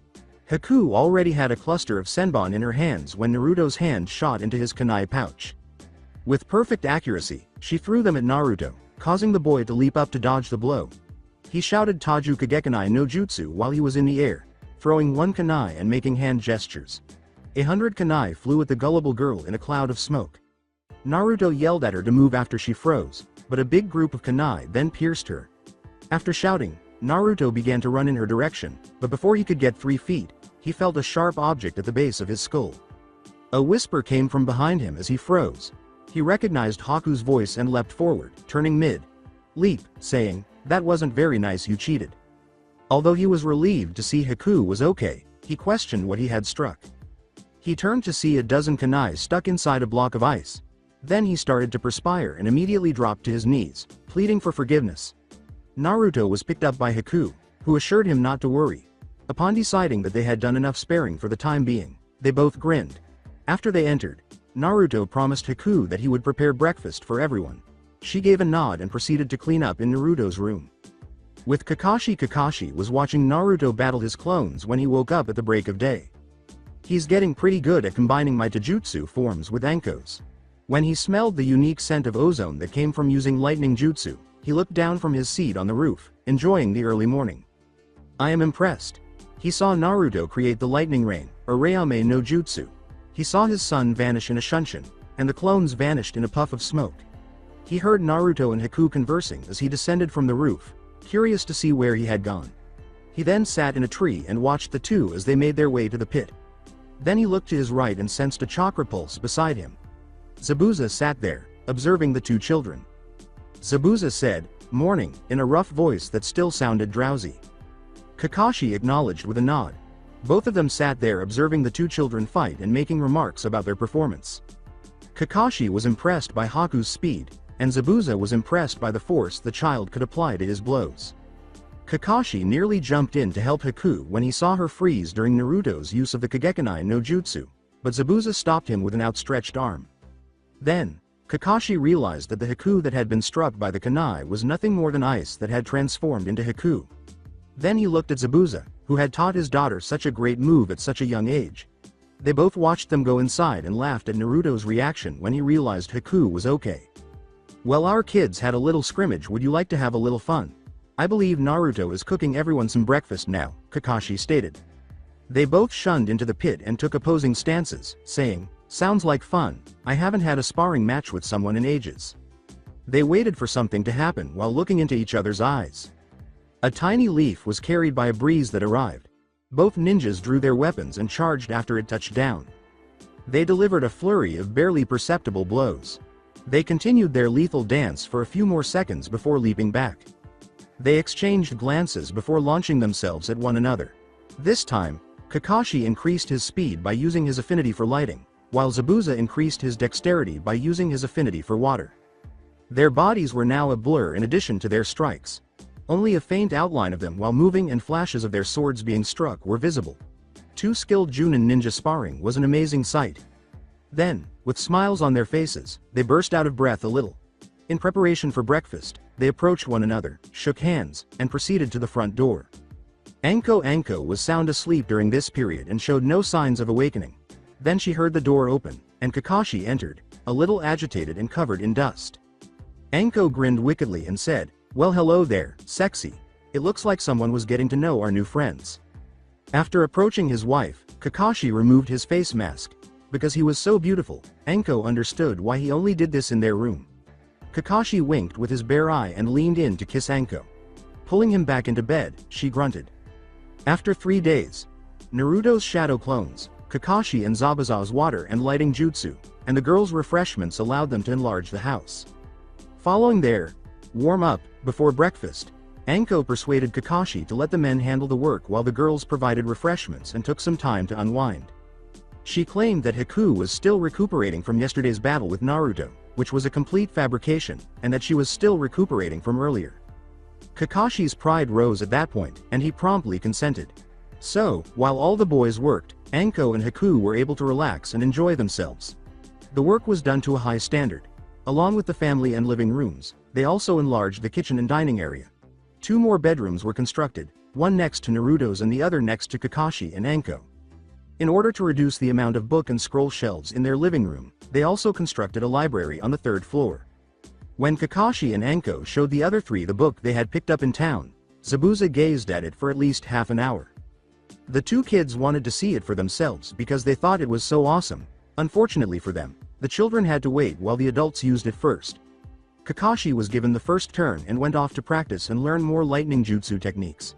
Anko discussed Haku's training with Zabuza and discovered that he had not taught her how to make poisons. Only Zabuza and Naruto remained after she seized the chance to train the girl and fled, dragging young Haku along. "Well, Brad, I wasn't expecting to train you this soon, but I have the best idea for what to work on." "What are you going to teach me? Cool water techniques, a new taijutsu form, or maybe even some kenjutsu?" Naruto said excitedly as he studied him with bright eyes. After giggling at the boy's enthusiasm, Zabuza began to laugh maliciously, which made Naruto shudder. "No, boy, I noticed that you have a ridiculously fast recovery rate and I have decided to test it out. But first I want to tell you that Kakashi has already told me that you have the Kyuubi sealed within you and that I have told Haku. Neither one of us cares about this and instead recognizes that you actually have great power. We trust you, boy, but if you betray that trust it will be your damn fault, not the stupid fox." When he heard that Zabuza and Haku had learned about the fox, Naruto winced, but when he heard the last words of Zabuza's statement, a smile almost split his face in two. He gave the tall man a hug and began to express his gratitude repeatedly. "Don't thank me yet, boy. Your parents haven't really taught you much in the way of pain. Sure, Anko has taught you a little about interrogation, but not how to deal with pain. This is something you are going to have to learn, so might as well start now." Zabuza laughed and patted the boy on the head before bringing out his blade, causing Naruto to perspire. Naruto swallowed, but realized that this would be beneficial and a good idea, so they started. "Now what I am going to do is inflict damage to your body and see how quickly it takes for your body to recover. First we will start with scratches, then cuts, followed by gashes. These will hurt, but it will help you in the long run. We will then give you a break and test out bruising, then sprains, followed by broken bones." Naruto discovered that although the injuries were painful, they went away quickly and that the discomfort was only momentary. The rate at which the wounds healed greatly impressed Zabuza. Almost immediately after being made, a scratch would heal. A large gash took a little longer to heal than a cut, which healed in a matter of seconds. He discovered that Naruto was incapable of spraining or bruising anything. Additionally, he discovered that a broken bone only required a few minutes to mend and that a cracked bone could be fixed in just 30 seconds. The amount of pain tolerance that an 8-year-old boy could tolerate also caught him off guard. They usually cry when they have a broken bone, but Naruto just grimaced. In light of everything, Zabuza made the decision to use this blade to truly test Naruto's capacity for healing. This caught Naruto off guard, and the pain caused him to faint. Zabuza lost it and began cursing. He hurried Naruto to the house because he didn't think that would occur. Inside the head of Naruto, when Naruto woke up, he was in what appeared to be a dungeon. Though he wasn't mistreated there because his mindset is more like a castle, rather than the field where Zabuza and he were working on his healing factor. He is perplexed to see a number of prison cells when he looks around. Then, he hears an odd sound that sounds like an argument between two grown men. As he approached the end of the hallway, he was taken aback by how big the room was. The strange thing was that there were only 2 cells and a tiny leather armchair, and the ceiling must have been 100 feet high. The 2 cells were to the right and left of the chair, facing one another. If Naruto found that strange, he would have been stunned by what he saw next. The tall, muscular man with the obsidian eyes and raven black hair exclaimed, "You fucking furball, you brought that brat in here." A very tall man with blood-red hair said, "Shut the fuck up. It was bound to happen anyway, and the only reason we are in here to begin with is because you are such a fucking dumb ass. I'm Uchiha Madara. I'm so big and important. I should go destroy Konoha because I'm a little bitch who holds a grudge for 100 years, he said, making a foolish face and raising his hands after initially appearing to be very regal. The now named Madara was enraged by this. Well, if you weren't a useless furball and could actually put up a fight against a village and a cage, we wouldn't be in this mess. Oh yeah, this coming from a man in his prime due to his Sharingan, who lost to an old fart. I'm so sorry if I don't respect anything you have to say, almighty shitface. Don't you dare mock Uchiha. Make me bitch. Oh yeah, I forgot you can't cause your Sharingan doesn't work in here. Why Ate? Ate what, cut your wrists again like every other emo Uchiha. You are all the same. I'm so powerful, I'm a prideful son of a bitch who only relies on my eyes cause I'm useless without them. If Naruto hadn't entered and inquired about the situation, the 2 men would have carried on. Madara and the man with the red hair simply gazed at the boy. After what seemed like 10 minutes of silence, Naruto finally said, Hi, I'm Uzumaki. Namikaze. Hitaki Naruto. Naruto stood there perplexed as the 2 older men burst out laughing. I'm Kitsune Kurama, and the guy across from me is Uchiha Madara. I am the 9-tailed fox that was sealed inside you 8 years ago, and he is the stupid ass that forced me into a genjutsu that made me attack Konoha.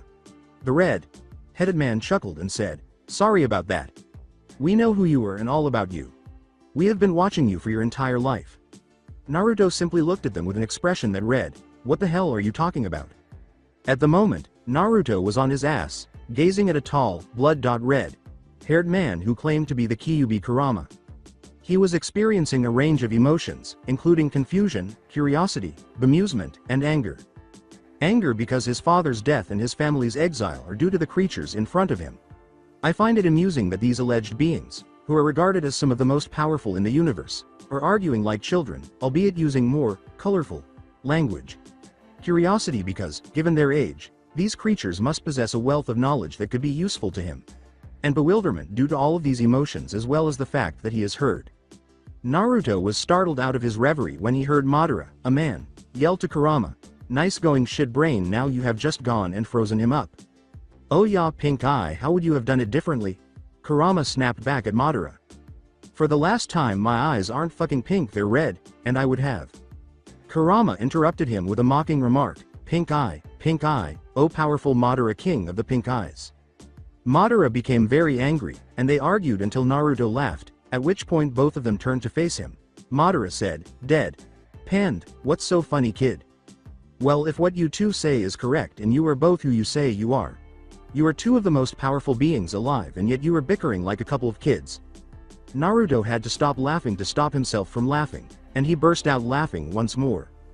Madara and Kurama simply exchanged glances before sweating when they realized what their actions must have looked like. After turning to face Naruto, Kurama spoke up and said, so you are mocking us? No, I'm just being blunt, Naruto said, looking at him in deadpan. Plus you said so yourself that you can't do anything about it, so I'm not worried. Sweat fell from the other 2.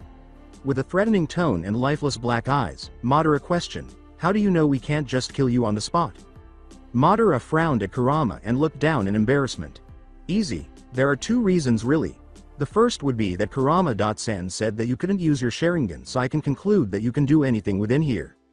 Both men appeared impressed by the boy's reasoning. The second would be that if you knew who I was and you have been sealed within me for the past 8 years, you would have either killed me at once or you would have killed me as soon as I walked in here.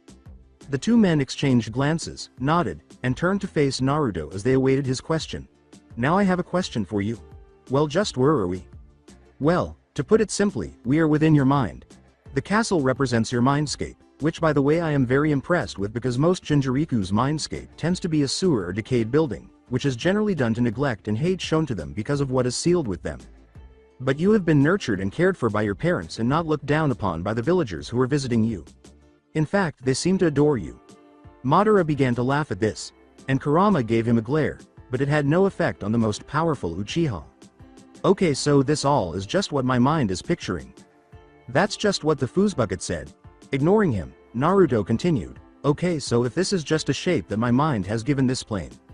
The Kyuubi nodded, and Naruto went on, okay, and that piece of paper on the cells is what is keeping you in that cage, to which the Kyuubi nodded once more. So if I wanted to I could change this place. Yeah, and what about it? Madara answered. Well, it means that I could make it so that you aren't trapped inside of a cell. The jaws of both men fell to the ground at this. Kurama looked down, clearly regretting his previous actions, and stammered, why? Ooh. Oh, you would do. Oh, that for you. You. S. B. U. TW. We caused your family so much pain. He turned to the Uchiha and glared, and Madara simply glared back. Naruto simply grinned at him and said, no, you didn't do anything, you were under a genjutsu and this won't come without a price. But Madara-san, you will have to redeem yourself before I even think of letting you free. So what is this price? I am willing to give you pretty much anything. Well, could you teach me? Madara and the Kyuubi simply stared in shock. They had not anticipated that. The demon then extended his hand from his cage and the two shook hands, asking, so Kurama, Sensei, do we have a deal? The scene changed as soon as their hands touched, and they found themselves in what appeared to be a Japanese mansion. Although it was small, the one-room house had big windows and cozy living quarters. There were no doors, and Madara could be seen gazing out the window, stunned at the surroundings. Kurama and Naruto were sitting on the patio of a huge mansion that had a view of a lake and a level field. The field, which appeared to be big enough for a village to live comfortably in and still have plenty of space to grow, was surrounded by trees. There was a lovely rock garden at the mansion, and a path through it led to a flower and other plant garden. Madara, Kurama, and Naruto gazed in awe at the new aircraft. Kurama wore a black cape, black pants, a blood-red shirt, and a silver pendant that contained a large ruby. The ruby's seal kanji could be seen inside the gem, imagine laser. Engraved images inside glass. Thank you, Naruto, I promise to train you, and as an additional help I will give you some information that may prove to be helpful in the future. First, how we will train is when you fall asleep you will come here and train within your mind, learning the concepts and fell of jutsu or physical techniques. Then you will be able to apply them in the real world much easier. Second, I will be teaching you several different things such as kenjutsu, taijutsu, and my own forms of jutsu. But most importantly, I will be training you in your father's art to make you a seal master. Third, I will be teaching you how to use the power of the Jinchuriku, but in a way that will not corrupt and destroy your body. And fourth and finally, for a little fun, you already know that you have a Kekkei Genkai, but did you know that you have a Dujutsu? Naruto just gazed in wonder at Kurama. He would learn jutsu from the strongest demon himself, become a seal master, and also possess Dujutsu. This would have been fantastic. Thank you so much, Sensei. I promise to work as hard as I can. Well boy, it looks like it is time for you to wake up. Kurama simply grinned at the boy, who was expressing that he sensed a slight disturbance outside. Naruto then vanished from his thoughts, leaving a free Kyuubi and a trapped Madara alone. Kurama approached the modest one-room home and peered inside at Madara. This is what you get for being such a self-righteous ass pink eye, he yelled through the glass, grinning. With Naruto, he was lying down on a couch when Naruto slowly opened his eyes. He next heard Zabuza's voice, fuck. What am I going to do? I just put the Gaki into a coma, what are Kakashi and Anko going to think? Fuck, this is bad. What am I going to do? Unnoticed by Zabuza, Naruto sat up and peered out the window. It doesn't seem like much time has gone by since I had my training session with Zabuza, which he thought was absurd. After that, Naruto asked Zabuza, "How long have I been out?" Turning, Zabuza gazed at the boy as if he were staring at a ghost. Then he rushed to give him a hug. Naruto simply stared at the intimidating ninja in disbelief until Zabuza himself realized what he was doing. "Thank Kami, you're alright." With lightning speed, the masked mummy leapt off the blonde and gave him a headshake. Zabuza growled and poured a lot of ki, killing intent, in Naruto's direction. "You never saw me doing that, and not a word of any of this gets out. You got me," I said. With a swift nod of agreement, Naruto and the other person began discussing their next course of action. After deciding not to proceed with the regenerative tests, they went outside to the lake to practice water manipulation. With Kakashi was reading a book while perched atop a tree in the nearby forest. For the first time in his life, the book's cover was black instead of orange. He exhibited a level of focus that is rarely seen around the distant ninja, rather than giggling like a schoolgirl around her crush. He leapt to the ground and set the book aside to prevent damage in the event that he made a mistake with his jutsu. After creating a rakery and beginning to make hand seals, he quickly reached out and aimed it at a nearby tree. Then he released his arm and used his free hand to make a single-handed seal. At that moment, the rakery reached out with a good foot. Then he raised his arm and cut it down, sending a streak of lightning in the direction of the tree he had just been aiming at. After he let go, there was a loud crash and he collapsed to his knees, struggling to breathe. He looked up to see that every tree within 100 yards of him had fallen, all of them cut at the same angle from which his new jutsu had been thrown. Was that what I just did? Were Kakashi's final thoughts before he passed out from the exposition of chakras. Haku and Anko. Haku held up a tiny, round, brown and green leaf and said, "And you can cause that just by adding this little leaf?" "Yep, and it is one of my personal favorite ingredients in all of my concoctions. It mixes in well with most poisons and hallucinogenic as well as pain serum and health potions. But I do not recommend putting it inside of a health potion unless you want to torture the one you are healing." Anko replied with a wicked grin. Anko has been demonstrating to Haku the various ways she can combine her favorite ingredients and recipes. Anko.san. Haku began to sound nervous, which piqued the snake mistress's interest considering how eager and open she appeared to be to learning. "What is it, Haku? I hope this doesn't sound bad, but how strong is Naruto?" Anko gave her a warm smile, which she saved for special occasions with her husband and when her son accomplished something noteworthy, and expressed her lack of surprise that she would ask this question. Then, Anko said, "Now I know that Zabuza has told you that Naruto is the container of the nine-tailed fox," and Haku nodded. "How strong is Naruto?" "Well, first of all, I want to tell you that you are very powerful yourself and that if you keep training at the intensity you are going, you will become a force to be reckoned with very soon. But Naruto, to tell you the truth, he has special seals placed on him to place a major handicap on him. Why would we judge him for something he couldn't help?" Haku interrupted. Haku concluded and turned to face the ground. "I know how that feels and would never do the same to someone else." Anko said, "I know Zabuza told us all about it," and reached over to embrace her. "We all, including myself, can relate to that pain, but that is a tale for another time. Let's get back to Naruto. We have never tested it, but I wouldn't be shocked if Zabuza did so in the not too distant future because he possesses the Kyuubi sealing, which gives him the ability to regenerate quickly. Furthermore, at birth, he possessed the equivalent of a Junin-level chakra amount, which has only grown over time." Haku simply looked stunned. "The seals I was talking about only allow him to use a sustained amount of chakra at a time and also put a resistance on his movements. He has at least a Sannin if not Kage level of chakra reserves. Simply put, he is incredibly faster than he is now and has an absurdly large chakra reserve. He has virtually no fighting experience because it was against you that he engaged in combat for the first time. One of us can stay and train, another can perform a major mission, and the third can go on a minor mission with the kids. This all works out perfectly. Anyway, I believe that it is getting to be about dinner time. Let's go find Kakashi and head on home." Haku grinned and followed Anko to Kakashi's secret training ground. "I think we will start letting you perform missions now that you and Zabuza have joined us." Zabuza and Naruto, "Nice job, kid, now keep it up." "For what reason?" Naruto grunted. "Long." Zabuza was having Naruto practice a water chakra exercise, which required him to balance on one finger above the water, something he had already done, and use his free hand to stretch across the water's surface to control a tiny stream of water to his hand. You should be able to maintain this exercise for a minimum of 2 hours. There are just 40 minutes remaining. Naruto just grunted in response, concentrating more on the task at hand. If you can do this, I know without a doubt that you can perform the jutsus I have planned to teach you. After 20 more minutes on the lake's surface, they both heard people approaching, so Naruto just carried on with his exercise while Zabuza glanced in the general direction of the noise and was shocked to see a faintly unconscious Kakashi being carried by Anko, with his daughter following behind with supplies. Anko looked at what Zabuza was doing, nodded, and continued on her way to drop Kakashi off and to begin dinner, while Anko looked at Naruto in awe. She had been under Zabuza's tutelage for the majority of her life, and he told her that she wasn't prepared for such a chakra exercise. True, Naruto was very powerful, if Anko's statement was accurate, but she never could have believed that the blonde ninja could do that. Zabuza smirked at his daughter's expression and beckoned her over to them.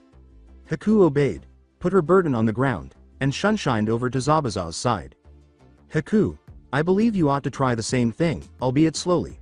Until you can do this, try doing a handstand, then using only one arm, and finally removing one finger at a time. Haku nodded and followed Zabuza's instructions. Back at the house afterwards, after entering the front door, Haku and Naruto sat down, exhausted and wanting nothing more than to eat, take a shower, and go to bed. Since Kakashi was still out, Anko informed them that he probably wouldn't wake up for another day, if not two. Zabuza and Anko agreed to train the children in the same manner while they waited for Kakashi to recover, and after he gave an audible growl and Haku giggled at the boy's obvious fear, they both chuckled, and dinner was put on the table. After they finished eating, they all cleaned up, and planned the following day, with Haku going to bed first and Naruto following. The adults had made the decision to stay up to discuss something. Having never had a sister, Naruto didn't realize how much trouble he might get into, so he decided to check on Haku before going to his room after freshening up. He opened the door with a big smile and said, "Good night, Haku. And would you like to?" But before he could finish that statement, he heard an ear-splitting scream and had to run for it when senbon needles came flying for his face. Haku had been changing into her nightgown and had only her undies on when Naruto barged into the room. Naruto was still too young and inexperienced around girls to realize that he had done something wrong and was yelling behind him for Haku to stop. They ran past the kitchen, Zabuza and Anko laughing their asses off at the two kids running around. One freaking out, not realizing what he had done wrong, and the other constantly throwing senbon, still not completely dressed. When the adults had had enough of it, they both reached out and grabbed the children. Haku realized that she wasn't wearing anything besides her underwear and instantly ran off to her room cursing the blonde moron. Anko and Zabuza had to explain to Naruto what had happened and he blushed realizing just what he did. They all agreed not to do anything about it that night, but in the morning, Naruto then went to his room, got into bed, and waited to be put into dreamland. Inside the head of Naruto, looking around, Naruto was shocked to discover that he was in his mindscape. He turned around to confront the Kyuubi, and to his surprise, he felt energized and fresh rather than sore or exhausted. "Naruto, welcome back. Are you ready to start training? This is all of my memories. I have made them accessible to you in the form of books and scrolls to make things easier for us," Kurama said, smiling as he asked, still smirking about the entire Haku incident and trying hard not to laugh at the boy. Naruto nodded, and they entered the mansion. Kurama led Naruto into an incredibly large library with thousands of books. "We will practice your sealing techniques every other day, and on the other days, we will practice taijutsu, kenjutsu, and ninjutsu. The reason is that, in contrast to your other skills, you will find it difficult to train your sealing ability." "All right, Kurama. Sensei, say whatever you want," grinning at the fox demon, Naruto said. The Kyuubi began studying the sealing arts after thinking, "I really like this kid. Maybe I can help him become as powerful as the sage. He certainly has the potential." "Haha, it looks like we did it again, boys," exclaimed a tall, muscular man with scars all over his body and an eye patch. His men cheered him on as they gathered around a large fire pit. "Those suckers never knew what hit them," a slightly scruffy man laughed. The big man said, "Yeah, they weren't much of a fight," with a disappointed tone. "Calm down, Ken. You will fight. Tomorrow, we're going to eliminate that small ninja family that lives close to that pitiful little village that we raided." "You're right. Maybe then I'll get the battle on due," the big guy called Ken yelled. "You will, of course, but wait patiently. We don't want all the fun to go to you."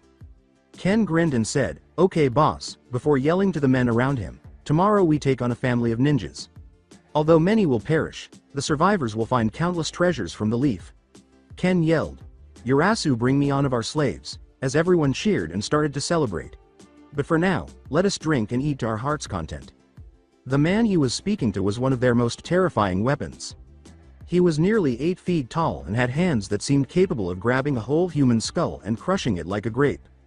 The man nodded and began lumbering over to a large cage. If you were within 5 meters of him, you could feel every footfall. All the thugs watched in amusement as Urasu pulled a beautiful young girl, about 19, out of the cage and dragged her over to Ken by her long blonde hair, screaming and kicking. The men around her were merely laughing and, if she was close enough, groping her. When he reached Ken, some of her clothes were torn off, and she was holding her hands over herself in an attempt to hide her skin. Then, laughing, Ken grabbed the woman and threw her over his shoulder before heading off into the forest.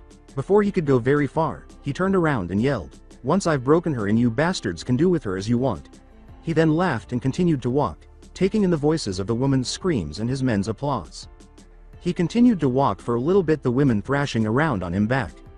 He was really starting to get pissed off, so he threw her on the ground. The force of the impact knocked the breath out of her and she just laid there gasping for breath. Ken looked down with an evil smile and said in a deep dark tone, "Now bitch, I wouldn't get any ideas of running away." While he was saying this, he pulled out his long black katana and pointed it at her throat. The edge pressed up against her skin and a small trickle of blood could be seen running down her neck. She stared at him with fear in her eyes when the blade started to go down and cut off her shirt. It went through the fabric like butter and sliced through everything very cleanly. Ken chuckled, then commanded her to take the rest off. She couldn't do anything else and just thought that she would never feel the embrace of a man that she loved, only the sick men who were going to rape her. Once she was completely naked, he grabbed all the cloths and they burst into flames. She stared in horror and realized that the man was a ninja. He then started to pull his pants down and the woman just closed her eyes, waiting, cursing every god there was for causing this to her. She waited and waited, but nothing happened. She slowly opened her eyes and saw the man dead with a kunai in his throat and one slicing his manhood in half. She turned pale and wretched. This was the first person she had seen die, let alone be killed, and it was bloody. She sunk down to her knees, shaking and crying, both form almost being raped, and from seeing the core the man who almost did it. After a figure landed behind her, he removed his trench coat and covered the poor girl with it. She flinched, fearing that someone else would rape her, but then he heard his calm voice ask, "Are you okay?" She simply looked up at him, and before he knew it, he had a naked girl clutching her weeping, and he did what first came to mind, which was to hug her. Unfortunately for him, a young girl landed right next to him, and he was forced underground with only his head visible after a chakra enforced punch. The naked woman screamed, but before anyone could hear her, the newcomer shoved a senbon into her neck, rendering her in a death-like state. She looked down at the boy she had just buried, glaring at him through her wolf mask, and he simply looked at her through his fox mask and shrugged. The girl in the wolf mask snarled, "Wrong answer," and the boy froze. After 5 minutes, beside the now dressed blonde, the wolf masked girl leaned down and said, "What's your name, miss?" "My name is Rado," she said quietly, continuing to gaze worriedly at her frozen, buried rescuer. "Don't worry about him. You can call me Ukami." Rado simply looked perplexed, but before she could ask Ukami to clarify, she heard the sound of ice cracking and turned to see the boy wearing the fox mask shivering, free from the ice but still buried from the head up. "I couldn't kill him even if I tried," Ukami said quietly, laughing. Ukami laughed when he glared at her and said, "Ukami, you know how much I hate being frozen." She then proceeded to examine Ken's corpse and began stripping it down. "Anything good?" The fox masked boy approached her and whistled. "Damn, that is one nice sword. Looks like it may have some chakra metal infused into it." Ukami removed all of his kunai and explosion tags, then picked up the sword that was lying down next to him. He then looked down at the corpse with a newfound sense of respect. "Hey Kitsune, you assume that other people will be just as strong if this man was strong enough to possess a weapon like this." We can infer from Rado's startled expression that they didn't perform to their full capacity when they destroyed the village. Therefore, either the boss or one of his senior members was involved. I'm betting that the boss will still be with the other men. He might be smarter than this idiot, in my opinion. Elite Ninja can sense that shit a mile away, and I got him with just one kunai. Well, he did have him mind on something. Damn it, I wish I could have done some more damage to the bastard for what he was about to do to Rado. Ukami turned to Rado and began to explain the plan she and Rado had devised before eliminating her attacker. "Don't worry, We will be able to make them all pay for their actions, she said in a sadistic tone that made Kitsune and Rado shudder. All right, I'll show you where they are. Hide behind a tree close to where the cages are. Together, you two will defeat the entire army and save every villager who is still alive. Are you two insane? Rado cried out. Stop talking or they'll hear us. We can easily defeat an army of bandits if we can control ourselves against elite Nook. Nins, Kitsune growled. Ukami nodded her head in agreement, and they began to walk in the direction of the bandits' camp. If there are any ninja left with them, I will take them on while Ukami eliminates the footmen. In the camp. Why is Ken wasting so much time with the fucking bitch? An ugly brutish man complained. If she came from this village, she can't be that good. Maybe he can't get it up, a man who looked like a tiny weasel laughed. Another gruff-looking man remarked, he must be compensating with that fancy sword of his, so I wouldn't be surprised. The group around the fire laughed until they heard a dark voice whisper, I wouldn't be talking so illy of Ken-san, you know how he treats those that talk behind his back. The voice left them all ridged and on the verge of urinating, but he wasn't finished yet, saying, you know I may tell Ken-san and watch him rip you limb from limb just to amuse myself. The man who looked like a weasel began to form a wet spot near his crotch. He walked away with a feral grin, leaving the two men in tense silence, and they both agreed that it was time for bed and that the hot little thing Ken had would be just as sweet later in the week. What a bunch of fucking little girls, ha ha ha. Why do we even deal with little shits like them anyway? We could just as easily form a larger group of Nook Nins and do so much more with so much less shit, he thought, surveying the pitiful camp, where he was third in command, second only to Ken and their leader. Ken sure is taking a while though, I think I had better go check on him, he said, looking around the pitiful camp. Before he could scream out, a figure in a fox mask appeared in front of him, placed a piece of paper on his forehead, and he instantly went out like a light. He started walking in the direction Ken was going, but about 100 meters from the camp, he froze in his tracks. He didn't do this out of instinct or foresight, he literally froze in place. Doki looked like a human ice pop, with his head being the stick. As Kitsune watched the ice instantly turn to water and fall from the man, he said, okay Ukami, you can unfreeze him. My seal took care of the bastard. How would you like to question him, then? She asked, sensing Kitsune's demonic expression despite not being able to see his face due to the mask. He replied, I think this will work just fine, and produced a syringe filled with a blue liquid that she had never seen before. What is that? Rado said, her expression inquisitive. With a playful tone, Kitsune remarked, this girl is my latest creation. I call it, well, I haven't decided what to call it yet, but to put it simply, it makes the person who gets the injection experience his worst fear. He is able to hear us, but it sounds and or looks like what he is experiencing in his hallucinations. With the help of this seal, we can alter the situation and activate the poison that is present in the serum. We have an infinite amount of time to kill him whenever we want because the poison won't start until chakra is pushed into the seal. Once activated, the poison will spread throughout the body and behave like lava, starting from the bottom and working its way up. It will begin to melt his feet before spreading throughout his body until he is gone.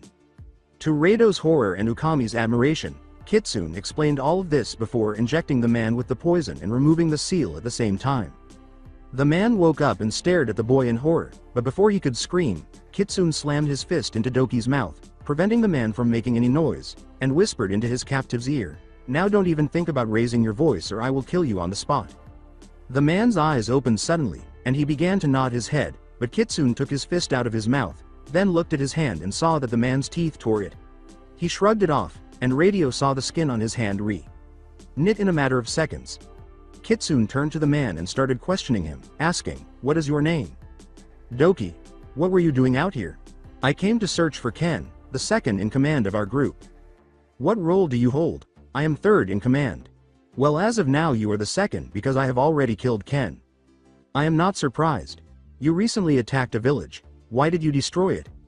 It had many beautiful women and also our leader had said an artifact of great worth was located within the village. Did you find it and what was it? No, we didn't. Our leader was very irritated, but he would not tell us much about it, just that it was a black book with the kanji for element on it. Do you know why he wants it? He assured us that it was extremely valuable and that we would all benefit from it. We clarified that only he knew what it would say, so none of us intended to take it for ourselves. I assume he is a ninja, but that was a lie.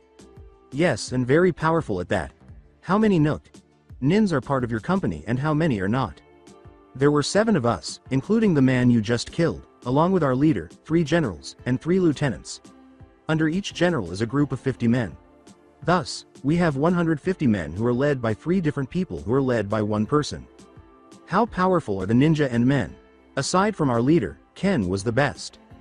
He was a fire affinity and a kenjutsu specialist. I am a lightning, natured genjutsu specialist and our second, strongest member. Sango, a taijutsu expert with a water affinity, comes in third. Urasu is the name of the most powerful lieutenant. He is a brutish man with an earthly nature. Despite being a giant with no fear or pain, he is incredibly dim-witted. Bufu is the name of my lieutenant. He specializes in ninjutsu and hand combat and has a windy disposition. Shi.do is the weakest member. He is a Nara with expertise in the jutsu of shadow possession. You didn't describe your leader. I need not explain him to you, only his name. He has an entire page in the bingo books. What is his rank and who is he? Now that he might be able to unleash his full power, Kitsune was starting to get a little excited about taking on all of these ninja. Like the Nidaime Raikage, he is the last member of the Kuroranpu clan. To become the Yondaime Raikage, he tried to murder the Sandaime Raikage and his child, who is now the Yondaime Raikage. Despite his failure, he managed to acquire the signature jutsu of the Sandaime and, more recently, the Yondaime. He also possesses the ability to create black lighting. He is a S-class Nook.nin and is referred to as the Raiko Akuma. Kitsune declared, "Thank you, and now do back to the camp and do not say a word or else you will suffer my wrath." He had thought, yeah, I will definitely have fun in this fight. Yes, Shinigami.san. Doki then walked away without turning around, and the 3 followed him. As they made their way to the camp, Kitsune laughed, drawing attention from Radio and Ukami. "Sorry, I just think it's funny that the Shinigami is his biggest fear," he said after noticing. Radio, who was being piggy, backed by Ukami for speed, questioned, "Why wouldn't you be afraid of the Shinigami?" His reasoning made perfect sense, but she still believed that death was something to be feared. "Well, we all have an expiration date, so why should we be afraid of it when it is approaching? Death is just part of the natural order and it comes for everyone. So why be afraid of what only naturally happens?" he said. In order to activate the poison, Kitsune pushed chakra into the seal he had, and just as Doki was in the middle of the camp, he began to scream. He then turned to face Ukami and Radio, saying, "If you don't want to see this man's death, then you better look away now. He is entering the camp and I intend to scare everyone by melting him." Knowing that something tribal must be going on if he of all people screamed like that, everyone rushed towards him. When his feet melted and he kept sinking deeper and deeper into the puddle of himself, they were all appalled. Some people sat there in terror, while others puked. "How did you come up with such a concoction?" Ukami asked Kitsune as Rado was losing the contents of her stomach behind a tree. Kitsune muttered, "To be honest, our very old friend told me about it. It is an old forgotten potion that was used hundreds of years ago, so Rado wouldn't hear."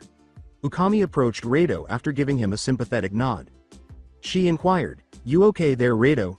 She stumbled, still shaken by the sight of something so unsettling. Why? Yeah, it's Jew. Just that I am not used to seeing th. That sort of thing," she said. "I understand, but we must continue with the plan. I need you to start heading towards the cages, ready to run in and take the prisoners out, Ukami, and I will take care of these buffoons." Radio nodded before making her way into the forest to circle the camp and set up shop close to her belongings. However, she hurried away, leaving Kitsune frightened, after turning around and kissing him on the cheek of his mask and saying, "That was for good luck and do your best to irradiate these men." He felt the ki emanating from Ukami as he turned to face her. She simply said, "We will discuss this later," before turning to face the body and waiting for it to completely evaporate. As soon as it did, Kitsune leapt into the air and landed on the men. Every time, they killed dozens of people by throwing kunai with explosive tags attached. They nodded to one another as they touched down where Doki's puddle had been. Haku began to create ice senbon and hurl them at the nearby men, killing anyone who happened to come into contact with them.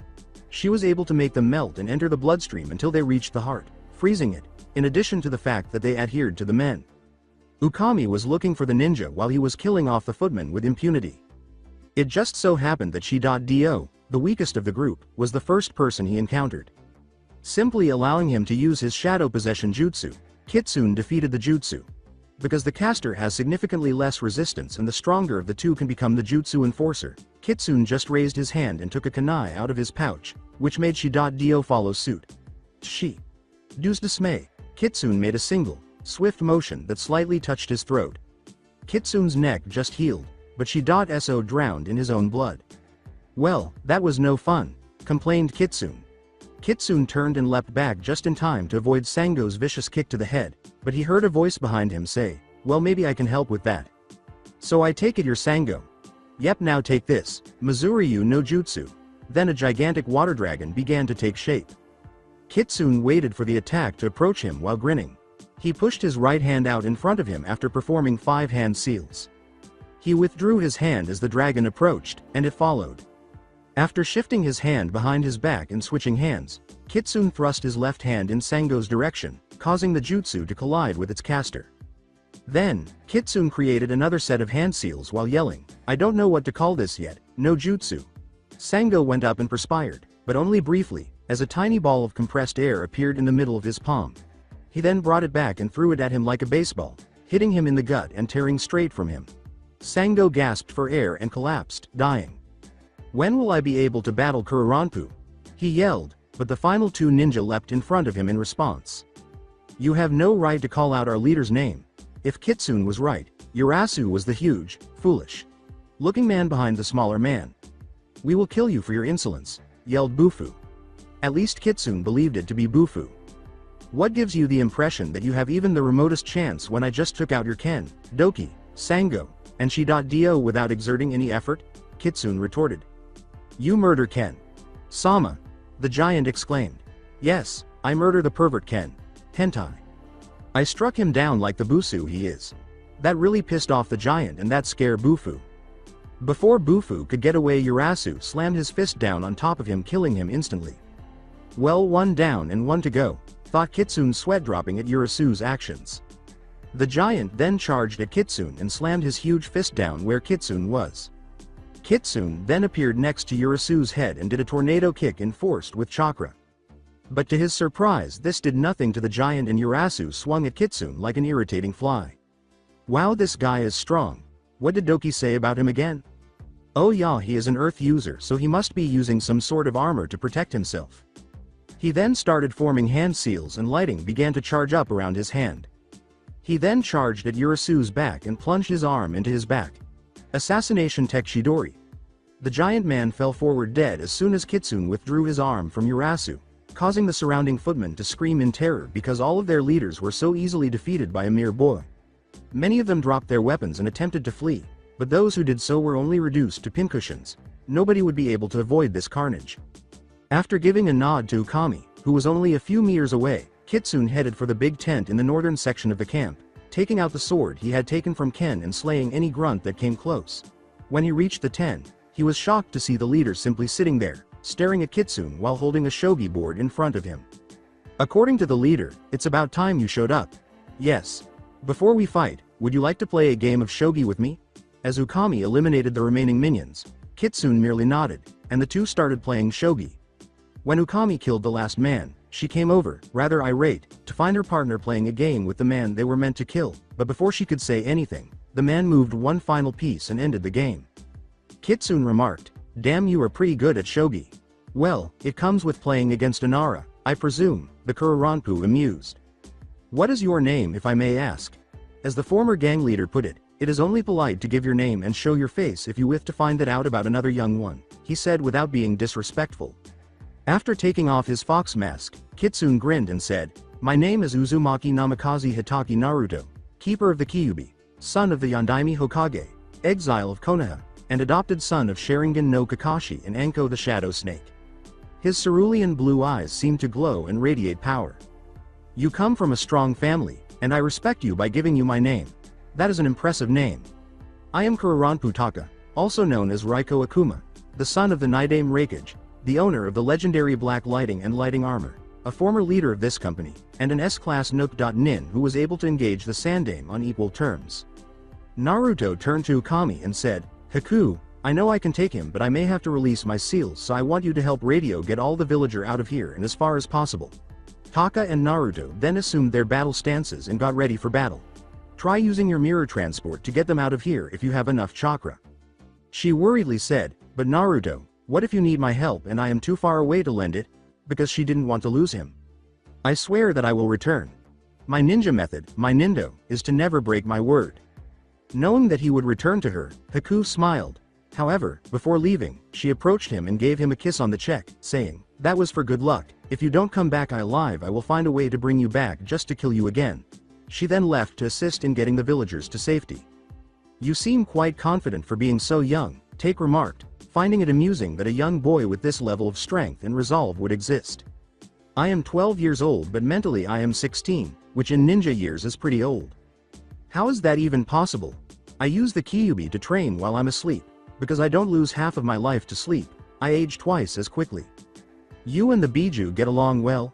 he asked incredulously. "Yes, and we have become good friends over time." "That is incredible. What additional tricks do you have planned?" Naruto grinned and remarked, "Well, I will keep them a secret until we fight." Taka smiled in agreement with Naruto, saying, "I see well, let's just test them out." The two nins leapt at each other with amazing speed, and Taka tried to punch Naruto in the stomach but was stopped by Naruto's forearm. The force of the blow sent both fighters reeling back, and the impact created a shockwave. The villagers stared in horror at the two ninja until Haku created a 25-meter wide by 3-meter high mirror to take them out of the fight. She led everyone inside, feeling the shock waves from the two ninjas' blows, and before she entered the mirror, she whispered, "You better come back, Naruto, you just better."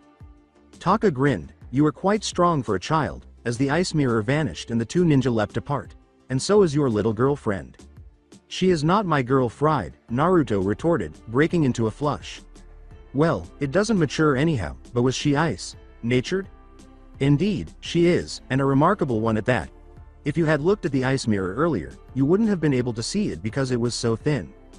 "Damn, that girl has some skills," Taka whistled. "How did the two of you get so powerful?" "Well, it just so happens that we own that little book you so ruthlessly destroyed the village for." "How did you find it?" "I hid the book there years ago," Taka said, his mouth falling to the ground. "We were searching for ninja scrolls in a bookstore when it happened. My father actually discovered it, and we have all been using it for training. To be honest, that lightning cloak you were boasting about wasn't real. Not very impressive." Infuriated, Taka said, "Oh yeah, well how about I show you just how powerful the jutsu is." He then charged the lighting chakra through his system and infused it into his muscles and skin. "Try to top this," she yelled with a smile, and he charged in Naruto's direction. Naruto had just enough time to shunshin out of the way before the ground he was standing on exploded from the force with which he struck it. Then, he turned around and ran towards the boy, intending to strike him with his lightning armor, but Taka deflected the blow by forming a small wind cover over his hand. Then he did the same to his foot and lashed towards Taka's head. Taka ducked and attempted a leg swipe, which caused Naruto to jump up. Naruto then came down with an axe kick, but he was too late. Taka had taken advantage of the brief moment he had and slammed his head straight through Naruto's stomach. Taka turned to the boy and said, "Naruto, you are a worthy adversary." Naruto gasped for air as the pain exploded through his body. "I apologize that things had to end this way, but you got in my way." After saying, "Rest in peace," Taka pulled his arm away from the boy and began to leave, but he kept waking up when he realized that the boy's body had never hit the ground. He turned around and gaped at the boy. Taka kept staring until he heard the boy laugh, which utterly unsettled the seasoned Nook.nin. Naruto was still standing with his head down and his eyes closed, but he was not bleeding for some reason. "Taka, you are a very strong ninja. Only 3 people I've seen have roughly the same amount of power as you. I have only shown you a small portion of my power," he said, opening his eyes and turning to face Taka with a ferocious grin. "All 3 are my teachers, and I can say that I have never beaten them in a spare, but there is a reason for that. But who better to put me to the ultimate test?" Naruto then began to form several hand seals, release. That must be even more chakra than a cage could have. How the hell could such a young boy have so much chakra? Taka looked at the wound he had delivered less than a minute ago and was shocked to see that it was completely healed. How is that possible? No one could have that kind of healing factor. Taka then made eye contact with the boy. Naruto blinked, and when he opened his eyes, the cerulean blue covered his entire eye, pupils, and sclera. "What the hell is that?" Taka shouted while focusing on Naruto's eyes. "Since these are the 4th Dujutsu, you should consider yourself fortunate. They're known to me as the Urashigan. You are the first person outside of myself who has ever seen them, just so you know." At the end, Naruto laughed and said, "I haven't even shown my family yet." He grinned and began to charge his elemental chakras. "This boy can make a wind cloak. That is impossible. Wind can't be manipulated like that," Taka said, staring at him in fascination and fear as he heard the water screaming and saw the air around him begin to whirl. He could hardly see Naruto's face, but he could tell he was having a great time when he smelt the familiar scent of ozone and watched as Naruto formed the lightning cloak over the water and wind. However, we started to go pale when water began to cover the wind, forcing it to swirl and move like the ocean's body during a storm. To keep you from getting too alarmed, I have discovered that my eyes are capable of controlling the three elements, lightning, wind, and water, perfectly. I can use all three simultaneously, but I can't fuse them. However, there is a small disadvantage. I have discovered that I cannot learn any kind of earth or fire jutsu. He then pulled out his sword and performed the same action on it. Assassination technique. Kuroi Raiko, Kuro Tengai no Jutsu, Black Lightning, Dark Dome. Taka yelled, and black lightning erupted out of his entire body, encircling the two of them and blocking out all light. I can't believe I am being forced to use my most powerful technique on a kid, he thought, then started to form hand seals like crazy. Naruto, being a cocky little ass, simply gave him the opportunity to use his jutsu. Taka chuckled, I am very impressed with you, Naruto. I've had to employ my strongest jutsu because of you. Only I will be able to see and hear, not you. You have demonstrated exceptional skill, and once I have killed you, I will make sure to publicize your immense strength. Now, die, Naruto. Taka ran behind Naruto and charged up a black Chidori and lunged for his heart. But to his surprise, Naruto just blocked it with his sword. How? Taka questioned, straining to keep her arm in place while Naruto used a lot of strength. Apparently, even in complete darkness, my eyes can see. Thank you for helping me better understand my dojutsu, Naruto said, slamming his fist into Taka's heart and tearing it apart like he was punching paper. He then pulled his arm out, causing the dome to drop and laying the now dead Taka on the ground. I'm sorry I had to kill you, but you destroyed a town and killed many of the people I loved in that village, Naruto said. May you rest in peace. You had to be stopped. After turning off his chakra cloak, Naruto closed Taka's eyes with his fingers. After that, he took out a piece of paper, made a few lines on it, and laid it across Taka's forehead. Whispering, Fuinjutsu. Obo Kuroku. Sealing technique. Mind record, he channeled chakra into the quiet of the paper. The paper transformed into a scroll, which Naruto picked up before placing his hand on Taka's sternum and using his lightning-powered chakra to turn him into ash. With Haku they appeared before the now demolished village on the other side of the mirror. Not a single building remained intact, and smoke was still rising from some of the charred debris. Many of the villagers viewed it with grief and rage, but a few saw it as a blessing. Haku stepped forward and leapt on a stone wall that had once been a house, and when she turned around, the villagers looked at her in silence, both in respect and fear. Respect because she had been able to get them back to the village and save them from the bandit gang, and fear because they were unsure of what she would want in return. Sensing the tension in the air, she removed her face mask and announced to the village that it was their very own Haku who liked just over the valley, and she could see the smiles on their faces and hear the cheers that followed. She paused and noticed that everyone was listening carefully. Right now we need to separate into groups. Half of you start moving the fallen timber and stones outside of the town, she said, clearing her throat before continuing. I know that you have experienced a great loss, both in the death of loved ones and in the destruction of your town. But now is a time for rebirth and regrowth. I wish Naruto were here with me. He knows how much I hate taking in front of people, she thought. We'll divide the other half in half. Once she was done, they all began to form into the three groups that would help start the reconstruction of the town. She looked off in the direction where she had left Naruto and smiled, knowing that he would return, as he always did. One group will be in charge of knocking down walls that are still up, and the other group will go and scavenge the town for anything that survived. Alongside Zabuza and Kakashi at the house, Kakashi and Zabuza were studying. In reality, they were in the secret basement, which is known as the Library of Gold. They started on the subject of literature during one of the few missions where they had teamed up to make things go more smoothly and quickly. There is no jutsu flashback. Do you read, Zabuza? While the two ninja were bouncing from tree to tree on their way back from destroying a gang of nins that were terrorizing a small town, Kakashi posed the question. With a tone of deep sorrow, Zabuza turned to face his new friend and remarked, Yeah, but your wife has made it very clear that my type of literature will not be tolerated inside the house. A little taken aback, Kakashi turned to face the mummy, the moniker Naruto had given him for Zabuza, and inquired, What kind of books do you enjoy? He turned to Kakashi, and instead of the disgusted expression he was expecting, he saw Kakashi's eyes smile. Well, if it wasn't clear from my description, Cyclops, I have grown to love the Icha Icha series. Well then I have something to show you when we get back. After they got there, Kakashi led Zabuza into the pantry, went all the way to the back, and took out the bag of lima beans that was obstructing his library's entrance. He then handed the bag to Zabuza, who said, "Are you serious? You are a fucking genius, Kakashi." Zabuza's eyes opened as Kakashi simply gave him another eye smile and flipped the switch, causing the trapdoor to descend. "Why in the name of hell do you have lima beans? Nobody likes this shit. What's down there, though?" Without uttering a single word, Kakashi roused the stunned and vanished scene. Zabuza shrugged and followed suit, dropping his jaw to the floor as he saw the biggest collection of Icha Icha he had ever seen. He turned to face Kakashi and nearly kissed him. "In a matter of fact manner," Kakashi said, "I told you I had something to show you," and Zabuza knelt down and began to bow to him. "Your ability to conceal such a prohibited treasure makes you a god among men. All right, let's enjoy our vacation." After saying, "Anko shouldn't be coming back from the village for at least an hour, and Haku and Naruto are with her," Kakashi woke up, went to the wall, picked out one of the books, and handed it to Zabuza. They sat in comfortable chairs and immediately burst out laughing like a group of schoolgirls. Flashback off. In fact, it had a seal to pump the blood back into the user's system so that they could have a continuous nosebleed and not pass out from blood loss.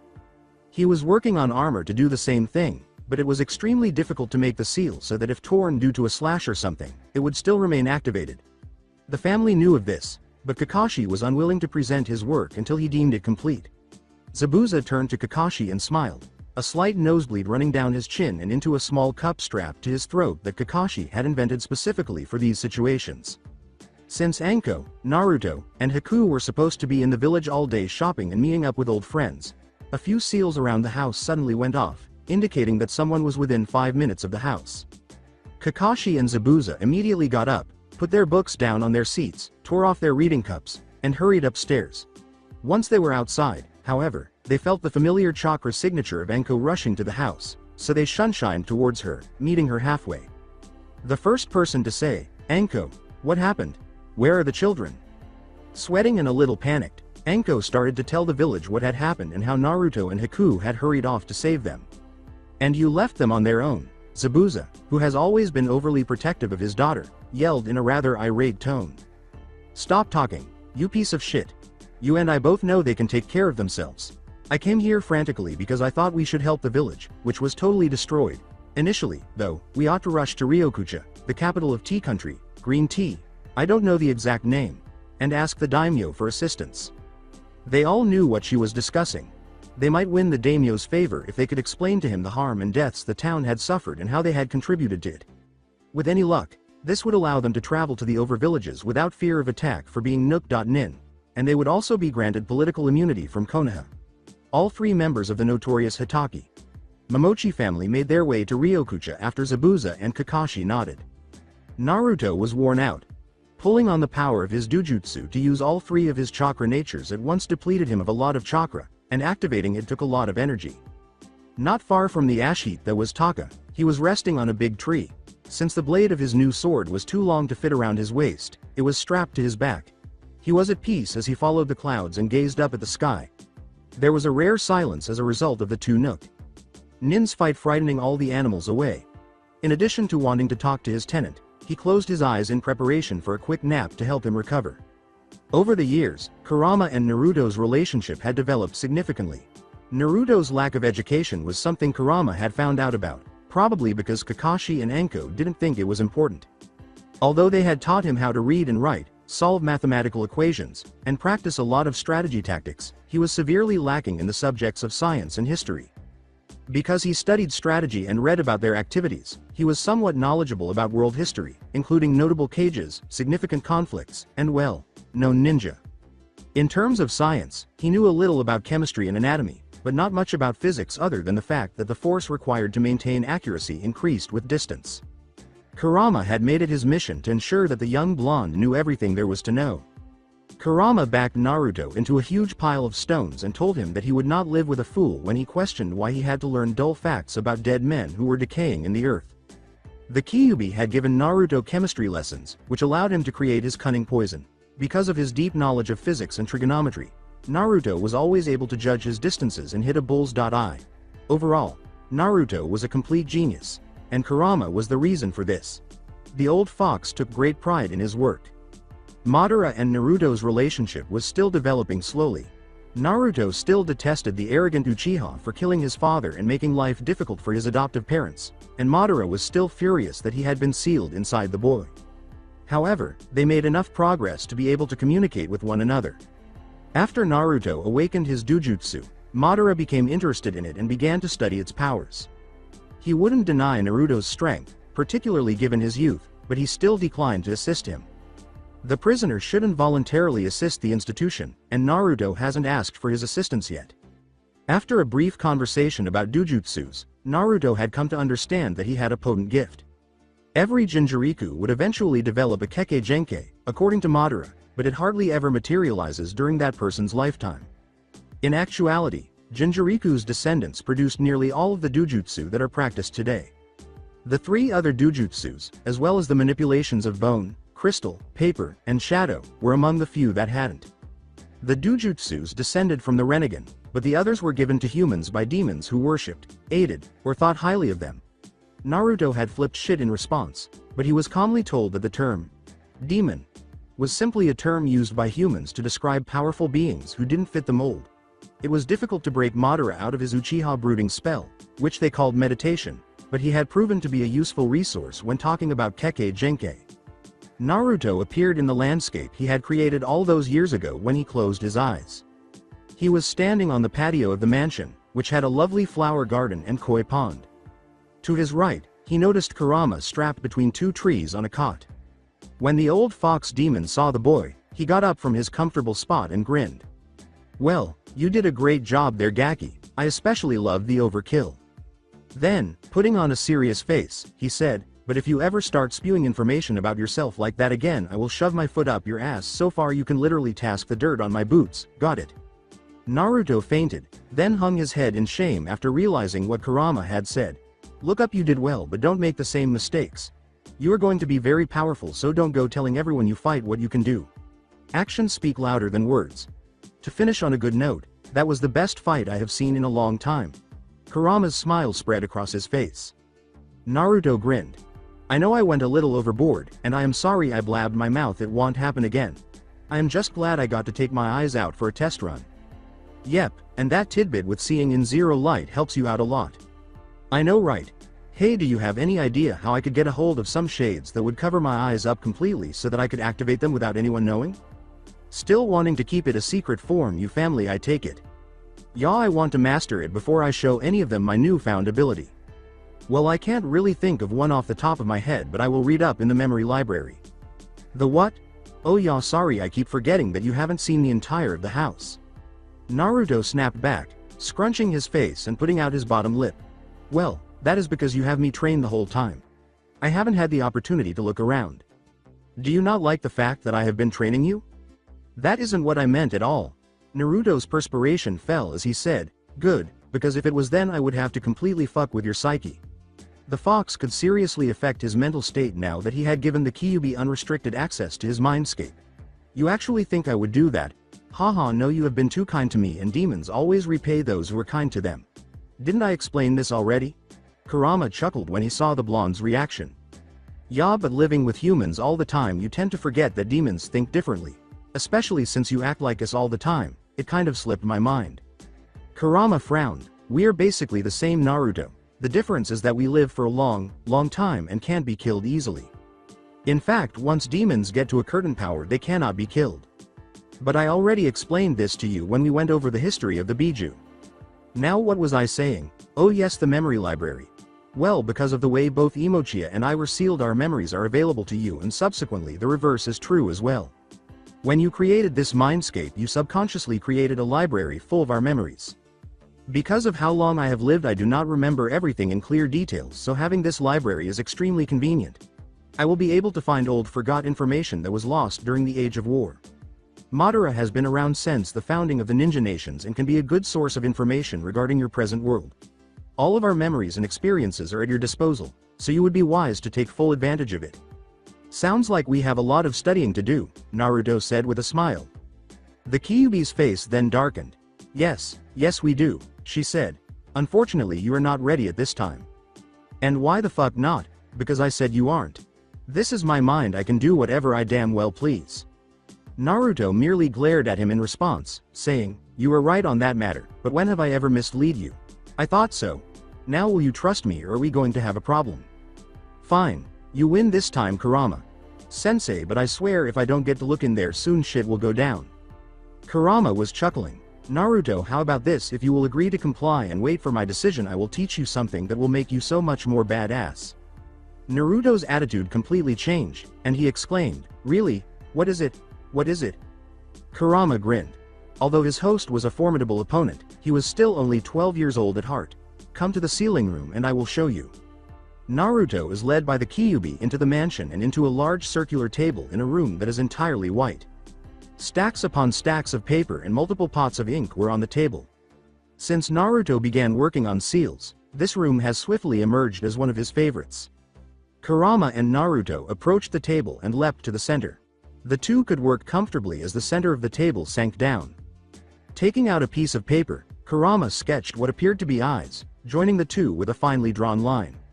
Although the eyes were filled in with incredibly intricate curves and lines, they both had a pupil, like center left hole. Then, right in the middle, Kurama made a third circle, much smaller than the first two, but instead of drawing the usual seals inside, he just wrote the kanji for visual appeal. As the Kyuubi drew it, Naruto watched this with great interest and made an effort to commit everything to memory. This looks ridiculously complicated. What does it do, sensei? Well, Naruto, do you know why Zabuza is so feared?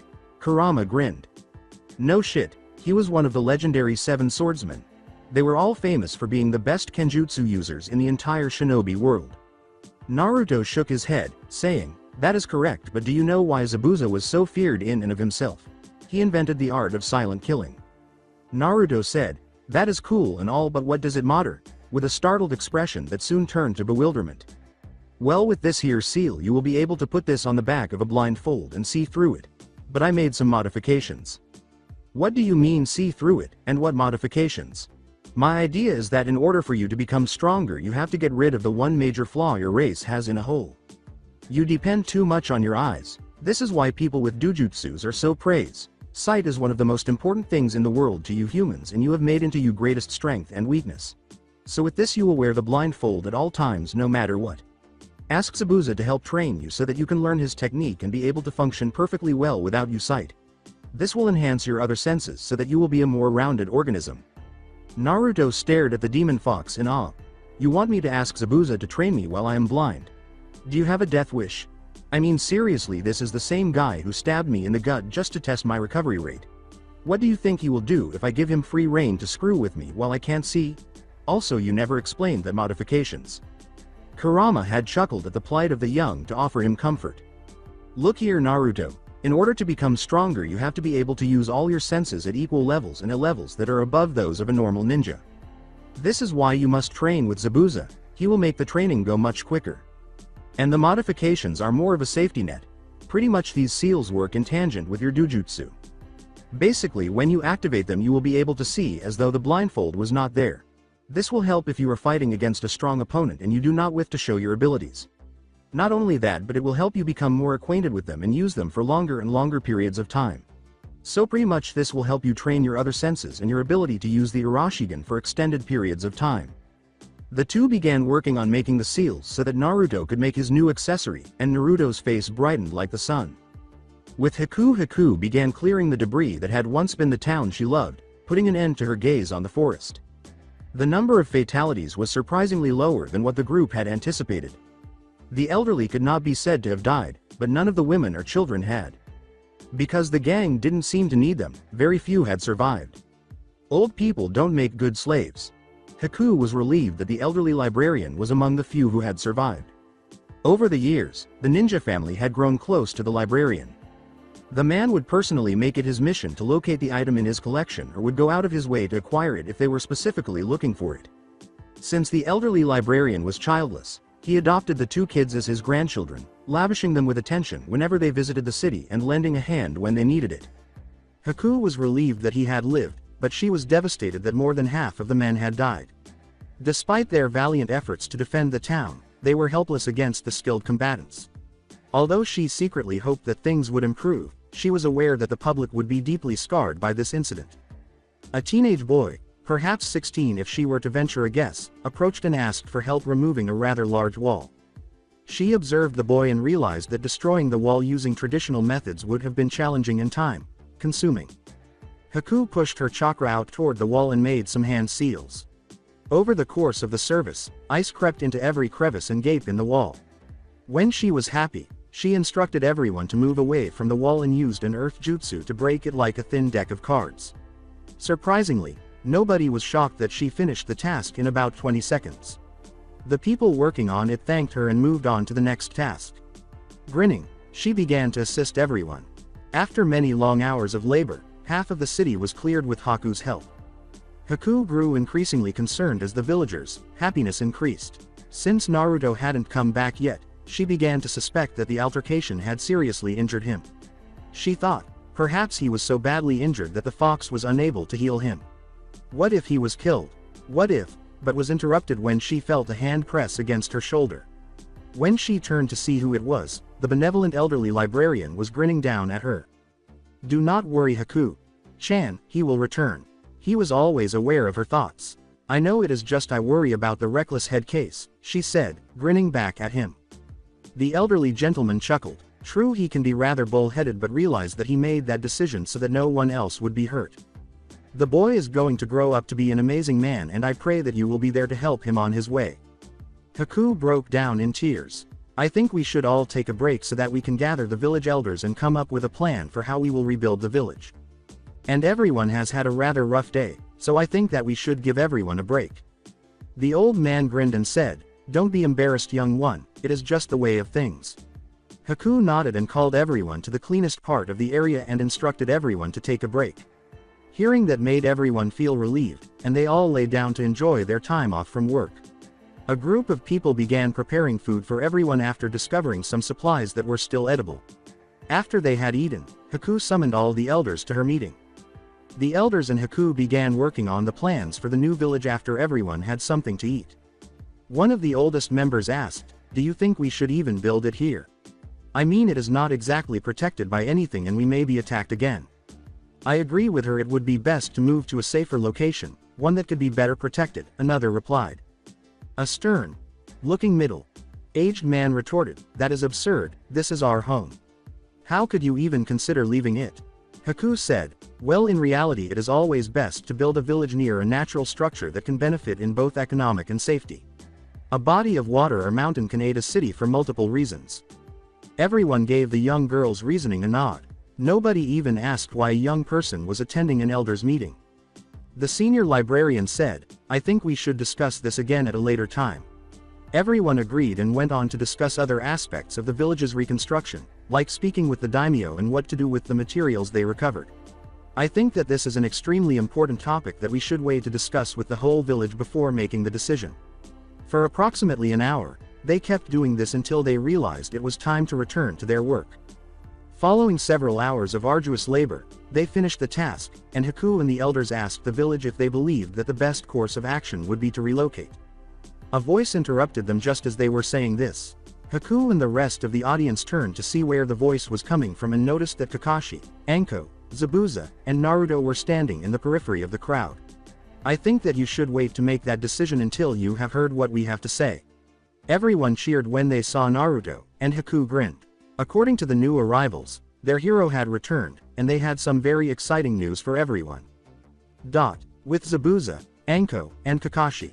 Kakashi motioned for everyone to stop just as Anko, Kakashi, and Zabuza were about to reach Ryokucha. "What's up?" inquired Anko. "We need a plan for when we get in there.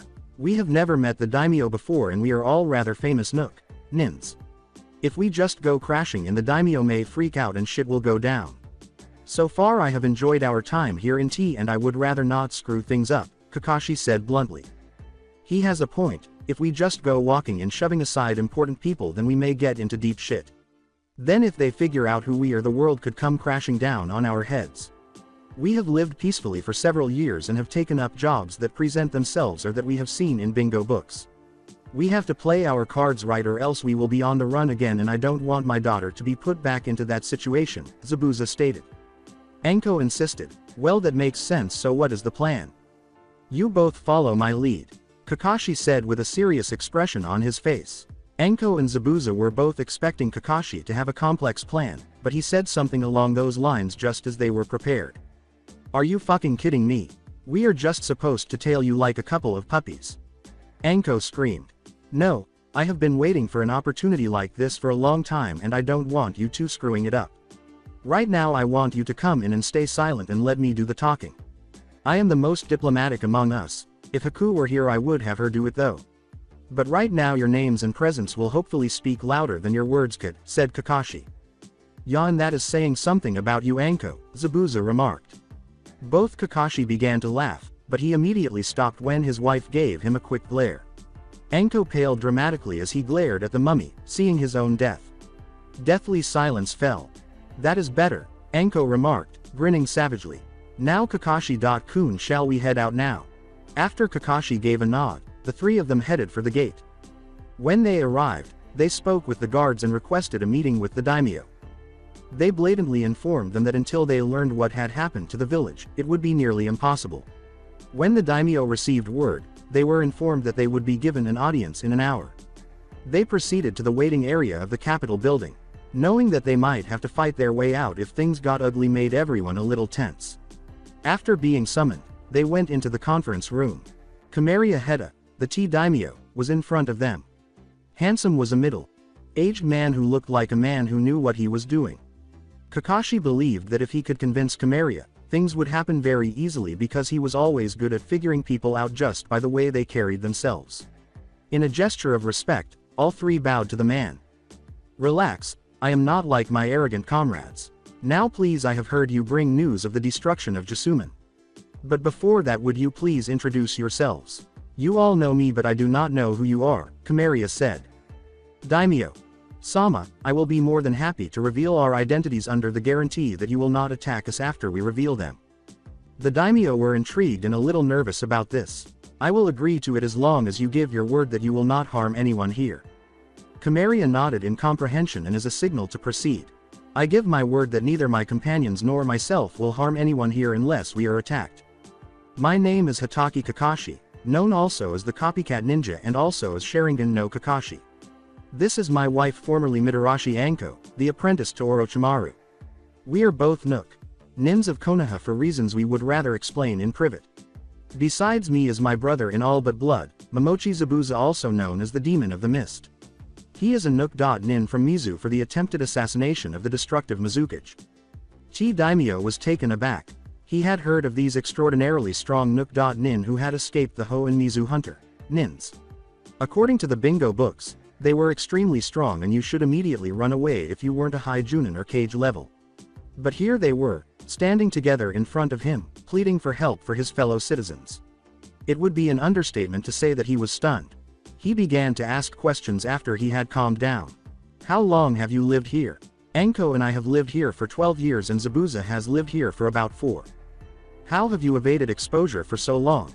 We are extremely skilled shinobi. I was previously Anbu, Orochimaru was a master of escape and thus Anko is through training, and Zabuza is one of the 7 ninja swordsmen.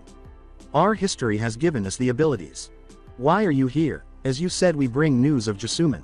What happened? A bandit raid led by an incredibly powerful nin S-class, had decimated it, killing off many and taking the rest to be sold as slaves. What has become of the bandit organization? Our son and Zabuza's daughter has neutralized the threat.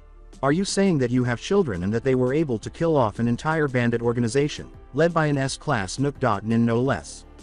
Yes, they both posses very powerful Kekkei Genkei. They are both geniuses in their own right and combined can give all 3 of us a run for our money. With his mouth on the floor, the daimyo sat there. Over the years, he had heard that these 3 had developed into S-class nins, so learning that they had kids capable of repelling them was just horrifying. Where are they right now? Well, currently I assume that our child is resting after taking out all the ninja in the group and that Zabuza's daughter has all the surviving villagers back at the village doing damage control. So we have 3 S-class nins and 2 children at the same skill level. This is ridiculous. How am I to believe this? Well, what if I told you that one of them was the son of the deceased Yondaime Hokage, the most feared man in history? Once more, the daimyo was unable to speak. Is this why you are a Nook.nin? You abducted the Yondaimi's son. Murmured, no, the child is currently the Jinjuriku of the Nine-tailed fox and was set for execution by the current Hokage Danzo. The Yondaime was my sensei and I could not sit down and watch his child be slain by a madman. Anko and I had been dating for a while and she agreed to aid me. We escaped the Hunter.nin and have been living outside of Jasumen ever since. So in my country there are 5 incredibly powerful ninja that can make the skill of the infamous Hunter.nin look pathetic and can take down S-rank ninja. To put as simply, yes. Well, this is interesting. Now I take it you have come for aid of your home. Kakashi grinned and said, no. It was a feeling Kamaria had never experienced before. At every stage of this meeting, the man in front of him surprised him. He has always taken pride in staying one step ahead of the people he speaks with, but he was unprepared for this man. So if you are not here for aid, what are you here for? I am going to be honest with you right now. Your country has a considerable amount of wealth, being the only true tea producer in the ninja world. But you also have to land an ability to form a military power. I have come to you to ask if you would allow us to create a hidden village near the location of the now destroyed village and ask the population to come and live there. We are skilled shinobi and I believe that we can create a mighty force if you are willing to financially back us. This will be beneficial to you by having a military and not having to rely on your allegiances for protection. I understand that you will be allowing Konoha-nins to run it, but you have to start somewhere. Also, I have come to understand that your relationship with Ho country has been strained ever since Danzo had taken up the mantle and that you may need some protection. The best idea is to keep this a complete secret and not allow anything to leak out. If we can do this, then T country could potentially become a powerhouse in the shinobi world. Given it will be a long time before that time comes, but with the proper training it could be possible. What do you say to that? Kamaria gave Kakashi a serious look and asked, are you being serious here? Yes, Daimyo. Sama, I have been thinking about starting one for several years now, and with your help we may just make that dream into a reality. Haku and Naruto were strolling along the village's main thoroughfare, which was still expanding. Since they began building the facility and relocating residents, it has been a successful year. Kakashi was busy overseeing the village's construction after assuming the role of Chokage T. Zabuza was now the head coordinator of the schools, while Anko was assisting him and serving as his advisor. 3 schools, 1 for ninja, 1 for samurai, and 1 for civilians, should be constructed inside the hidden village, according to Kakashi and the daimyo. Zabuza was to be the chief instructor of the Shinobi Academy, while the daimyo provided 1 instructor for the samurai and another for the civilians. Zabuza and Ha, the samurai instructor, had a great relationship and had agreed to support one another in swordplay. Since they were the only ninjas in the village, Haku and Naruto were the only ones accepting missions. They primarily completed B to C ranked missions because they rarely encountered A ranked ones. They had successfully completed 3 S ranked missions, but they were growing disinterested. The shinobi world is familiar with Haku and Naruto's distinct ninja style. Haku was now referred to as Bloody Mary. This is due to the numerous terrifying tales of a woman who will kill you if you turn off the lights and utter her name 3 times. Haku used mirrors to devastating effect in her battles, which seemed to make sense. She had started to dress like a hunter ninja because she liked the way they looked. She was dressed in black pants and a long-sleeved dark blue shirt. She was wearing black shinobi sandals and white gloves. She also had a breastplate, shoulder guards, shin guards, and some on her forearms sewn into her clothing. Haku could pass for a typical hunter.nin despite having a somewhat unique appearance. However, Naruto had a unique appearance. His face was totally hidden, which was the first thing people noticed. Similarly to his father, he wore a face mask that reached his eyes. However, Naruto covered both eyes with a Hades.8 that had the kanji for fox on it, whereas Kakashi only covered one. He became known as the Barindo no Kitsune, or the Blind Fox, as a result. Following in his tenant's footsteps, he dressed like Kurama but with more combat-ready attire. He was dressed in a short-sleeved black shirt with iron fishnet underneath. He was dressed in black steel-toed boots and black cargo pants. In addition, he wore a blood-red trench coat that glistened as though it were made of actual blood. Its sleeves and bottom were hemmed in black waves. He had armor, just like Haku, but he flaunted it by wearing it made of red metal. Very few people were aware that steel was also used to make the trench coat.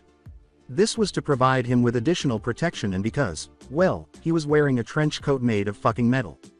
After completing a B-rank mission that involved eliminating a bandit group led by low-ranking Nook.nin, they were currently en route to the Chokage Tower. Naruto asked his partner, "So Haku, what are you planning on doing after we go and debrief to 2.san? Well, to be honest, I was going to go to the house and take a look at the element book.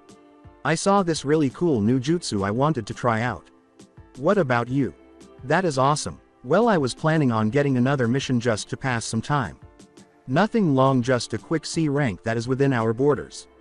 I heard that there was a huge tiger running around the south end of the country and I have been wanting a new carpet for my room." Naruto grinned wickedly. Haku gave him a serious expression. "Don't overdo it like you did that bear in the north. You thought that it would be so fun to try and blow it up from the inside out and nearly died of suffocation because of it." "It's not my fault, the thing swallowed me whole before I could grab my tags," Naruto grumbled. "Well, make sure you don't get swallowed this time, okay?" "Fine." All the way to the doors outside the Chokage's office, they had been conversing. 2.san were back. Naruto yelled as he pushed the doors open without knocking. Kakashi waved his hand at the giant man leaning against the windowsill to his left, and then he looked at his adopted son and smiled, saying, "Naruto, you came back at a great time. I take it you remember your godfather." Naruto rushed over and gave the white-haired super pervert a huge hug, saying, "Ero, Gigi. You're back, how have you been?" With a huge smile on his face, Jiraiya remarked, "Haha, I have been great, and how about yourself, Gaki? You have grown since I last saw you. Gosh, every time I see the kid, he looks more and more like his dad." "Well, that happens when you don't drop by more than once every 2 to 3 years, deadpanned Kakashi. As Jiraiya perspired, the Toad Sage said gravely, "Well, you know me, I have been a busy man, see. And I have been covering up this whole new village you have started up from not only Konoha but also the other ninja nations. You know that you could make a lot of new enemies because of this." Yeah, I know. That is why I will be personally traveling to all of the major nations once our village is finally established and we have some ninja." "That is a good idea. I will try and cover this thing up as much as possible for the time being. But that is not what I have come to tell you." With a glance at Naruto and Haku, Kakashi said, "You should probably leave for this. Anyways, you are both probably tired from your trip." "No, Kakashi, I think they should stay for this. Especially because this involved Naruto." Everyone looked at the elderly recluse. However, Haku was the first to ask, "What do you mean, Jiraiya-sama?" He said with a broad smile that turned evil, "Well, hello there, Haku. It's been a long time. You keep looking prettier and prettier with each couple of years. You should watch out or else someone may try to pick her up," he said in a whisper as he turned to face Naruto. Jiraiya and Kakashi laughed as Naruto spluttered for a few seconds, and Haku appeared perplexed. Kakashi changed the topic and said, "Now Jiraiya, what is it that you wanted to discuss about Naruto?" "Well, you remember all those years ago when I said that I would give him some personal training? Well, I believe that it is time for me to take him under my wing just like his father." With the exception of Naruto, everyone in the room sat with their mouths open. "Really? I am going to be trained by you, Gigi. This is awesome. I can't wait. So where are you going to stay? You can have my room if you want." "Now hold on there, Gaki. I won't be staying here during you training." Naruto appeared perplexed. "Then how are you going to train me?" It was clear to Kakashi that his sensei was saying, "You will be leaving for a training trip, son." Haku's and Naruto's eyes widened. "I will. Wow, for how long? If I am to train you properly, you will come back when you are 17. Then, like a child, Naruto began to count on his fingers. He turned to face Haku, who turned to face him. "But that's like 4 years. That is a long time to be away from home." Kakashi stood up and approached his son. "I know it will be a long time, but this is the best thing for you to do. And you will be doing a mission for our village during the very beginning of it, so Haku will be joining you. At least for the start." After hearing the news, both teenagers appeared happier. "Really? What kind of mission are you sending us on?" they asked. "Well, it is a retrieval mission. If we are going to have a proper village, then we will need a good medical.nin to take care of our injured and to train other med.nin. Who is it that we will be retrieving?" said Haku. This time, Jiraiya responded, "My old teammate Tsunade." "Really? The legendary Senju Tsunade, the Slug Princess? She is my idol," Haku exclaimed, his eyes widening. "Why?" Naruto asked, glancing at her. She is the most powerful kunoichi in the shinobi world, that's why.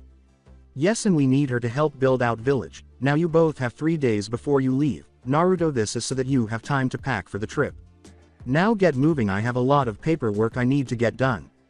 The tree then emerged from the Chokage's office. The Toad Sage asked, so kids, where's a good place to eat around here? Before Naruto could suggest a ramen stand, Haku gave him a quick elbow to the ribs. Jiraiya began to laugh at his new apprentice's suffering, and Naruto was sulking and massaging his ribs when he said, there is a delightful sushi place just down the street. Naruto complained, I think you bruised them, Haku-chan. After placing their food order, they began discussing the mission. So how are we going to find Tsunade? I heard she left Konoha, and even with their ninja trying to find her, she hasn't been seen for years, Haku said. Jiraiya grinned. Well, that is because I have been giving them false information about her whereabouts.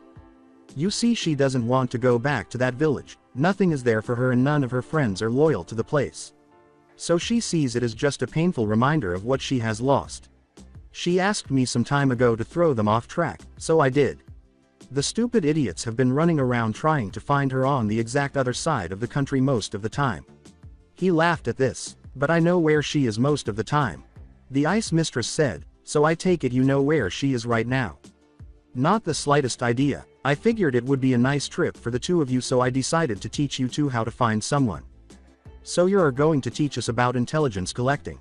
Sweet. Naruto grinned broadly. Yep, but there is one thing I want to teach the two of you beforehand. And actually I have an idea on how to make this village one of the most feared villages in the shinobi world. Naruto said, really? What is it? Summoning. Both teenagers appeared utterly awestruck by this. They persisted in their inquiries, but Jiraiya refused to discuss the matter further. Jiraiya instructed them to meet him at the house tomorrow morning at around 8 o'clock after they had finished their meal. The residence at 8 a.m. Naruto exclaimed in a frustrated tone, Jiraiya, Gigi, please hurry up and teach us how to summon already. Naruto simply crossed his arms and sulked, saying, be patient, brat, and allow me to explain a few things. Well, the first thing you need to understand is that to make a summon you have to make a blood contract. You can't just ask to make one though. Summons are very picky about who can be their contract holder. There are 2 ways to obtain a contract though. The easiest is to find someone who already has a contract and obtain their aid in negotiating with the summons to accept you. The second way, and the way I obtained my contract, is to reverse summon yourself. This way makes things very uncertain and you may not ever make it back. But it also reaps the better reward. If you do it this way, you will find the contract that best suits your characteristics and abilities, thus making it easier for you to tag team with them. The way this happens is that you form the summoning technique without a summons. This will bring you to their world, but here is the dangerous part. Most summons dislike intruders on their land, so they may attack you, but some are curious and will try to figure out what you are doing there. All I can say is if you take this route, pray to Kami that you run into one of the latter summons. You will then be tested by the bosses and sages of the summoning clan in order to see if you are worthy of the title of contract holder. If you pass, great, you make the blood pact, but if you don't, there is a high risk of death. So now I will ask you, would either one of you like to take up the Toad Summon, or would you like to try your luck with a reverse summon? Remember though, if you sign with one clan you can't sign with any other. Both Haku and Naruto exchanged a smile before saying, please reverse summon. Together. He gave them each a special seal page and said, if you need to get back to here, just push your chakra into this seal and you will pop up right here. Jiraiya was both happy and disappointed that Nether had chosen the Toads, but he also said, oh well, this will be better for them in the long run. He grinned and waved goodbye, and both Haku and Naruto vanished in a puff of smoke. I hope they don't run into too much danger, he said under his breath. Then he had a perverted grin on his face and decided it was time to begin some long overdue research. With Naruto. Well, this is one creepy ass place to live. Wonder what summon lives here. Naruto activated his eyes and was shocked to see that, despite his abilities, the area was dark and was filled with shadows that seemed to move and watch him. Hey Kurama, any idea where we are? He asked, as he continued to walk around the small clearing and saw nothing. Hey Kurama, do you know where we are? He asked, jumping up into a tree and sitting down an excessively large branch. Whoever you found makes the kitsune look like children, which is saying something. To be honest, Kit, I have no idea at all. I would have assumed that you would appear in the Forest of Confusion, which is the Fox's summoning realm or even the Toad's mountain, but I have never seen this, but I can feel the power and it is amazing. What do you mean? The Sannin had such a summons, and there are several others that possess that kind of power. The three most powerful known summons are the wolves, tigers, and dragons. Then come the foxes, and finally the Sannin summons. Well, you see, there are summons of almost every type of creator. Some are more powerful than others and some give powers that you couldn't imagine even if you tried. Well, that's beneficial. I apologize for attempting to clarify things. What do you think we do? I believe we should wait here until something appears. If it does, try not to kill it, but I hope it doesn't try to kill you. Why shouldn't I? Because you won't have a summons then. Well said. Have you heard it? Hear what? The fact that you are an ignorant fool. Fuck you. Haha. Calm down, kid, and continue to take in your surroundings.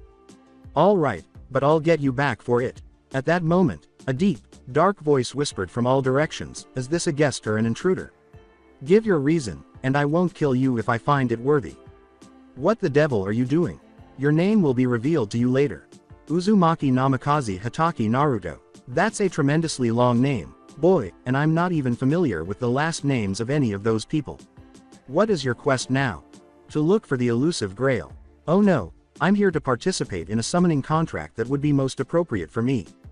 You've actually come to pick up a summoning contract. How fascinating. Why, then, do you think you merit such a distinguished title? No, I don't. I'm not here to make demands, but to ask.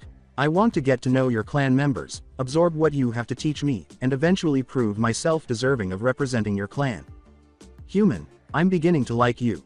Do you want to see who you are speaking to now? If you haven't noticed my eyes are covered, why would you ask me if I would like to see you? Avoid being a fool. I am aware that you have a dojutsu and are skilled enough with seals to put one on that Hades.8 so you can see through it. I will only ask you again now. Do you want to know who you are speaking to? Yes, I would. How did you find out? Naruto heard the voice of a shadow that appeared suddenly in the center of the clearing and said, because we have been watching you. As Naruto looked down at the shadow, he saw that it was growing. The shadow grew until it reached a height of roughly 20 feet. Four enormous red orbs that appeared to be staring directly at Naruto were visible from the shadow. He was immobile, terrified, and beginning to feel frightened. The shadows began to fade as soon as they ceased to grow. His mouth hung on its hinges at what he saw. A giant black dog with blood-red eyes and two heads stood where the shadow had been, radiating a pressure that no Naruto had ever experienced. That being said, he seemed to be hanging around Kurama. Fox, be quiet and let me do the talking, the big dog said, glancing at Naruto with all four eyes. You know about Kurama Sensei and that we shared telepathic communication? Asked Naruto Stare, who was utterly shocked. Naruto merely nodded when he asked, I said we have been watching you, haven't I? Well, I assume this is the point where we introduce each other, but since I already know all about you and your abilities, I will tell you a little about myself, my clan, and what you will have to do in order to be worthy of being our summoner. My name is Orthros and I am the technical boss of this realm. My older brother is the ruler of this realm and is considered the sage summon. His name is Cerberus. My clan is that of the Hellhounds and we have not had a contract holder since the very early ages of your world's history. We are the keepers of the door of death and the path to the afterlife, the Shinigami's companions and most trusted servants. We control the powers of fire and earth to an unfathomable degree and have the ability to shadow travel and shadow cloak. We can also travel back and forth from hell or heaven at our discretion, and our most powerful ability is the ability to summon the Shinigami without the consequence of losing our souls. Well, only my brother and myself have this ability, for it consumes an immense amount of energy. But now I am just blithering, so let us cut to the chase. We are a mighty race, one that even the mighty dragons fear and revere. Now I am just blithering. Do you understand what happens when you use a summoning jutsu without a contract? Don't you then perform a reverse summon and appear in the realm of the beings that are most similar to yourself? Was Naruto's response, displaying his confusion. With a deep, heavy laugh, Orthros said, No, my boy, that couldn't be more wrong. Time moves much more slowly here than it does in your realm, before you can comprehend this. You see, we live on a different plane than you, but all the summoning realms are connected. See how summoning links our two planes together and how the various clans are like different nations. Naruto nodded, indicating that he comprehended the situation. Well, for every hour that goes by in your world, a day goes by here. All of the bosses receive a signal when you perform a reverse summoning, and we meet to decide who will get this summoner. So you're saying that you decided to take me on as your summoner? Naruto asked, his eyes widening. Yes, little one, but we had to fend off the toads and the foxes. The foxes claim you because of Kurama, and the toads claim you because of your ancestry. To be honest, the Shinigami was the only reason we were able to acquire you. How is this related to the Shinigami? Well, you see, Shinigami, Kami, and Yami are the main powers of the universe. Who is Yami? Who is Yami? Orthros appeared to be in complete awe. Are you telling me that you have no idea who Yami is? Is that a bad thing, then? To put it simply, Kami and Yami are sister and brother. What are humans teaching their young these days? The great Hellhound muttered to himself. Heaven is guarded by Kami, while hell is guarded by Yami. They are the ones who created this universe and keep an eye on it. Consider Yami to be the strict father and Kami to be the devoted mother. But don't get me wrong, they are both good people who will not tolerate wrongdoing. Shinigami is the intriguing creature now. He serves Kami and Yami. He is not a god in the traditional sense. We have provided services to every Shinigami that has existed throughout history. Additionally, it appears that the current one is prepared to retire. Settle down. Is that possible for a Shinigami? Yes, they can, but one after they have served a minimum term of 100,000 years. That's a long time, Orthros. Sama. What does that have to do with me now? Naruto whistled in response. Well, it turns out that Shinigami has decided who his successor will be and we are to take him on as our summoner for his training. No fucking way, Naruto said, simply staring at him.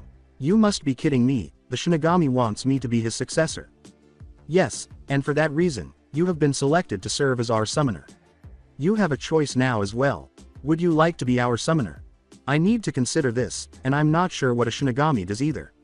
He muttered, it would be beneficial if I could speak with the current Shinigami. Then Orthros grinned and said, I thought you would never ask.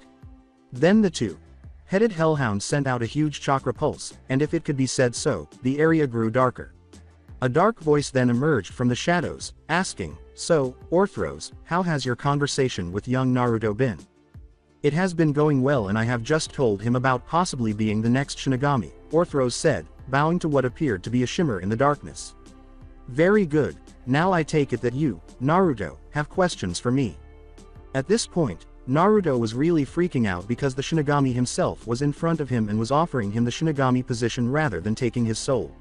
Why? Yes, I was wondering, was it worth it? Everyone laughed heartily but jokingly. When I was offered the job, I had the same fear. It can be a pain at times, to be honest, but overall, it is.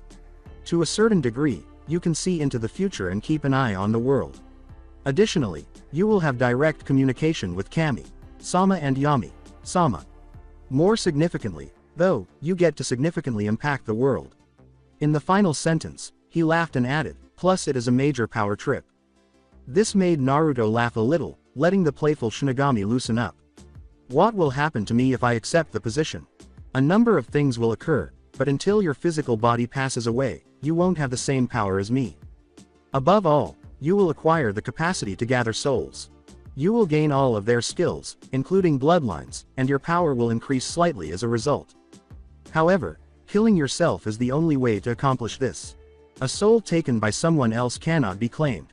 Second, you will have the ability to call me into battle, but doing so will require you to sacrifice one of your collected souls, the strongest one, to be precise. The power you have extracted from that soul will also be lost. Lastly and thirdly, you will acquire a scythe. This weapon will develop consciousness and become your partner. It will accompany you, develop alongside you, and gain strength as you do. In exchange for these blessings, a Demi-Shinigami is required to serve Kami, Sama and Yami, Sama for at least 100,000 years. All of that power on top of having the Hellhound summon. Naruto exclaimed, what did I do to get so lucky? That is because you have a strong will and a pure heart, the Shinigami merely chuckled. A person like you only appears once every 100,000 years or so. It must have been made that way by Yami and Kami-samas. You can read my thoughts, then. Well, no shit squirt, that's part of being one of the strongest beings on the planet.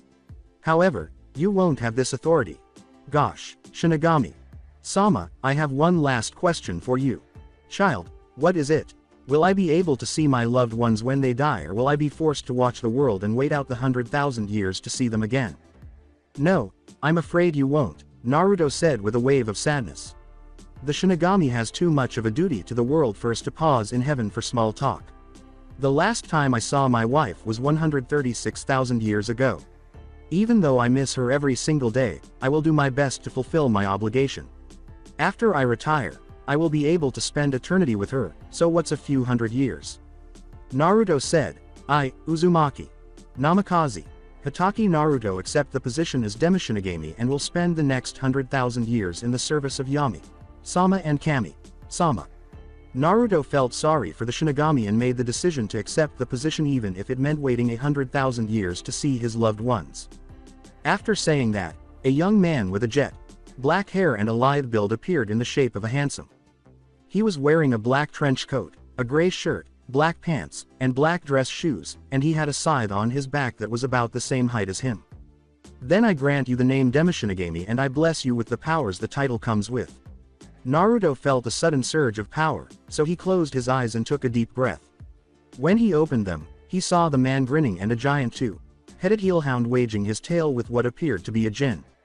Naruto smiled at both of them before turning to the Shinigami and asking, "So when do I get my badass scythe?" "You don't just get to have a scythe, boy, you have to make it," the Shinigami chuckled. Naruto simply appeared stunned. "What do you mean that I must make it? I don't know how to smith." This caused Orthros to laugh, saying, "Well, it looks like you better get started, now doesn't it?" "So, who would you suggest?" the Demishinigami with the blonde hair inquired. "You will have to look for the man who will teach you the ways on your own. During your journey through the lands of fire, you will encounter a blue man and another with red eyes. 6 of the 7 swords are complete, and one of them will have an older brother who forged them. For more than a century, they were regarded as the most formidable swordsmen. You're going to learn from this man. Additionally, in order to have a sentient weapon, you need to execute a specific technique. He will teach you how to do it because he is aware of it. All I have to do is locate a blue guy and a red-eyed guy and ask them if they have a brother who smiths," Naruto said, nodding. "It shouldn't be too difficult."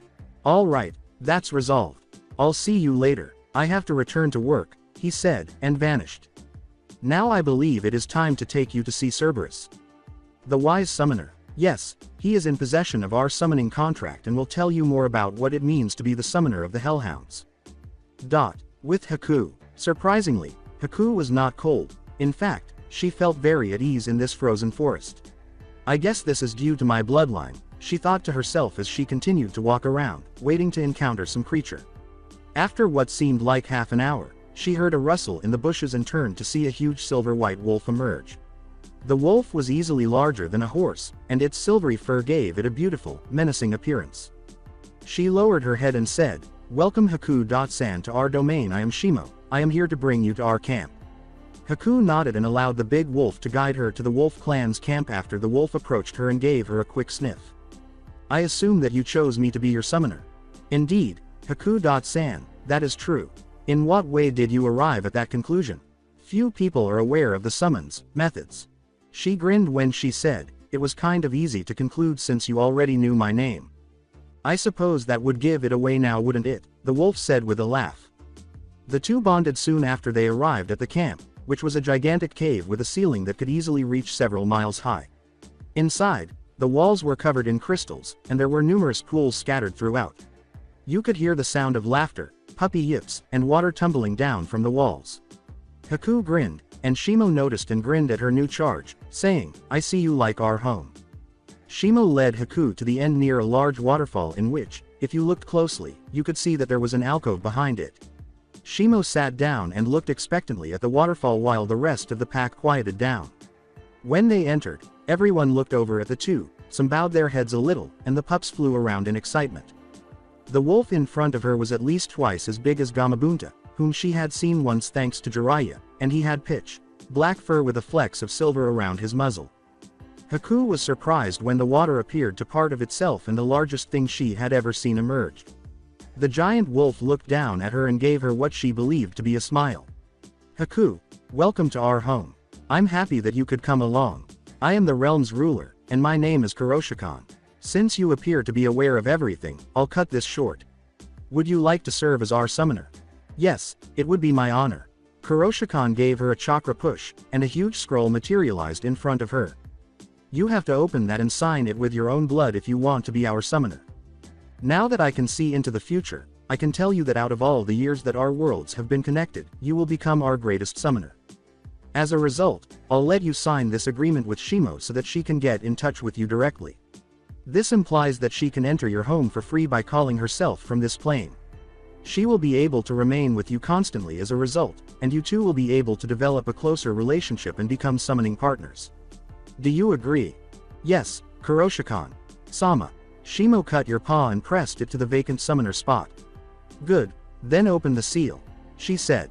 After that, Haku will sign the contract over her paw print, and everything will be finished. The two exchanged smiles as they carried out the ceremony. Shimo grinned slightly and remarked, I suppose there is a reason I was the first to find you. Yes, I had planned that. Now Haku, there are several things I must explain to you before you leave. Returning to the human world. When he felt a familiar presence land next to him, Jiraiya, who was currently hiding in a tree overlooking the newly constructed hot spring, sat there laughing like a schoolgirl. I hope you're not ogling my wife in the hot springs, Jiraiya. Sama. If she sees you, I might not be able to prevent her from killing you. In an offhand manner, the elderly recluse remarked, what fun is peeping if you don't take any risks? Plus, you got yourself a hot one, kid. What then does the powerful Chokage desire? At first, Kakashi wasn't sure how to respond. He was both honored that his idol thought he had a beautiful wife and angry that he was staring at his wife.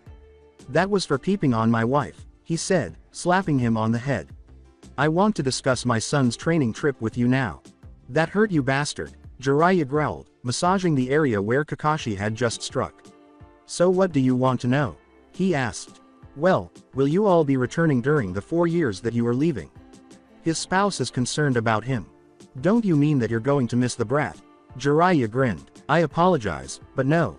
He needs to concentrate during this period, and without you all around, he will mature more quickly. He can change himself and become the man he wants to be instead of the one he has been because he doesn't know me that well. Consider this. You were given a new beginning when you, Anko, and Naruto left the Konoha. Compared to Fire Country, you live and behave differently here. This is his opportunity. I'm not going to like it, but I see why you are doing it, Kakashi said, looking a little dejected but understanding what the super pervert was talking about. While you're out, what are you going to do? I'm getting older, and most people in my line of work don't live as long as my sensei did.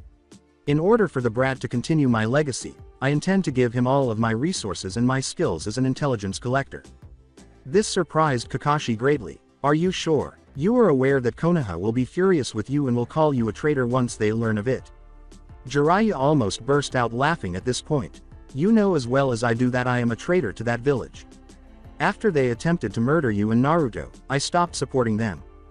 You see, I plan on wandering around for a while, but I will bring the boy into Konoha under the guise of a boy I found and took under my wing, he said, almost laughing with excitement.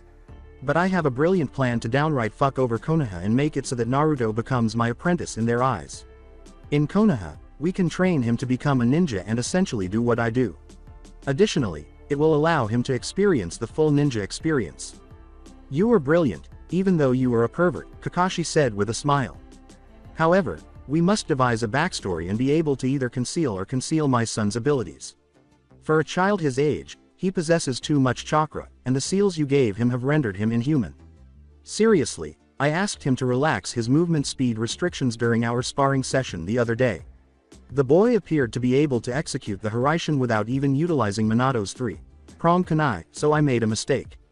That surprised Jiraiya, who asked, is he really that quick? His father invented those seals and wore them all the time, save for emergencies.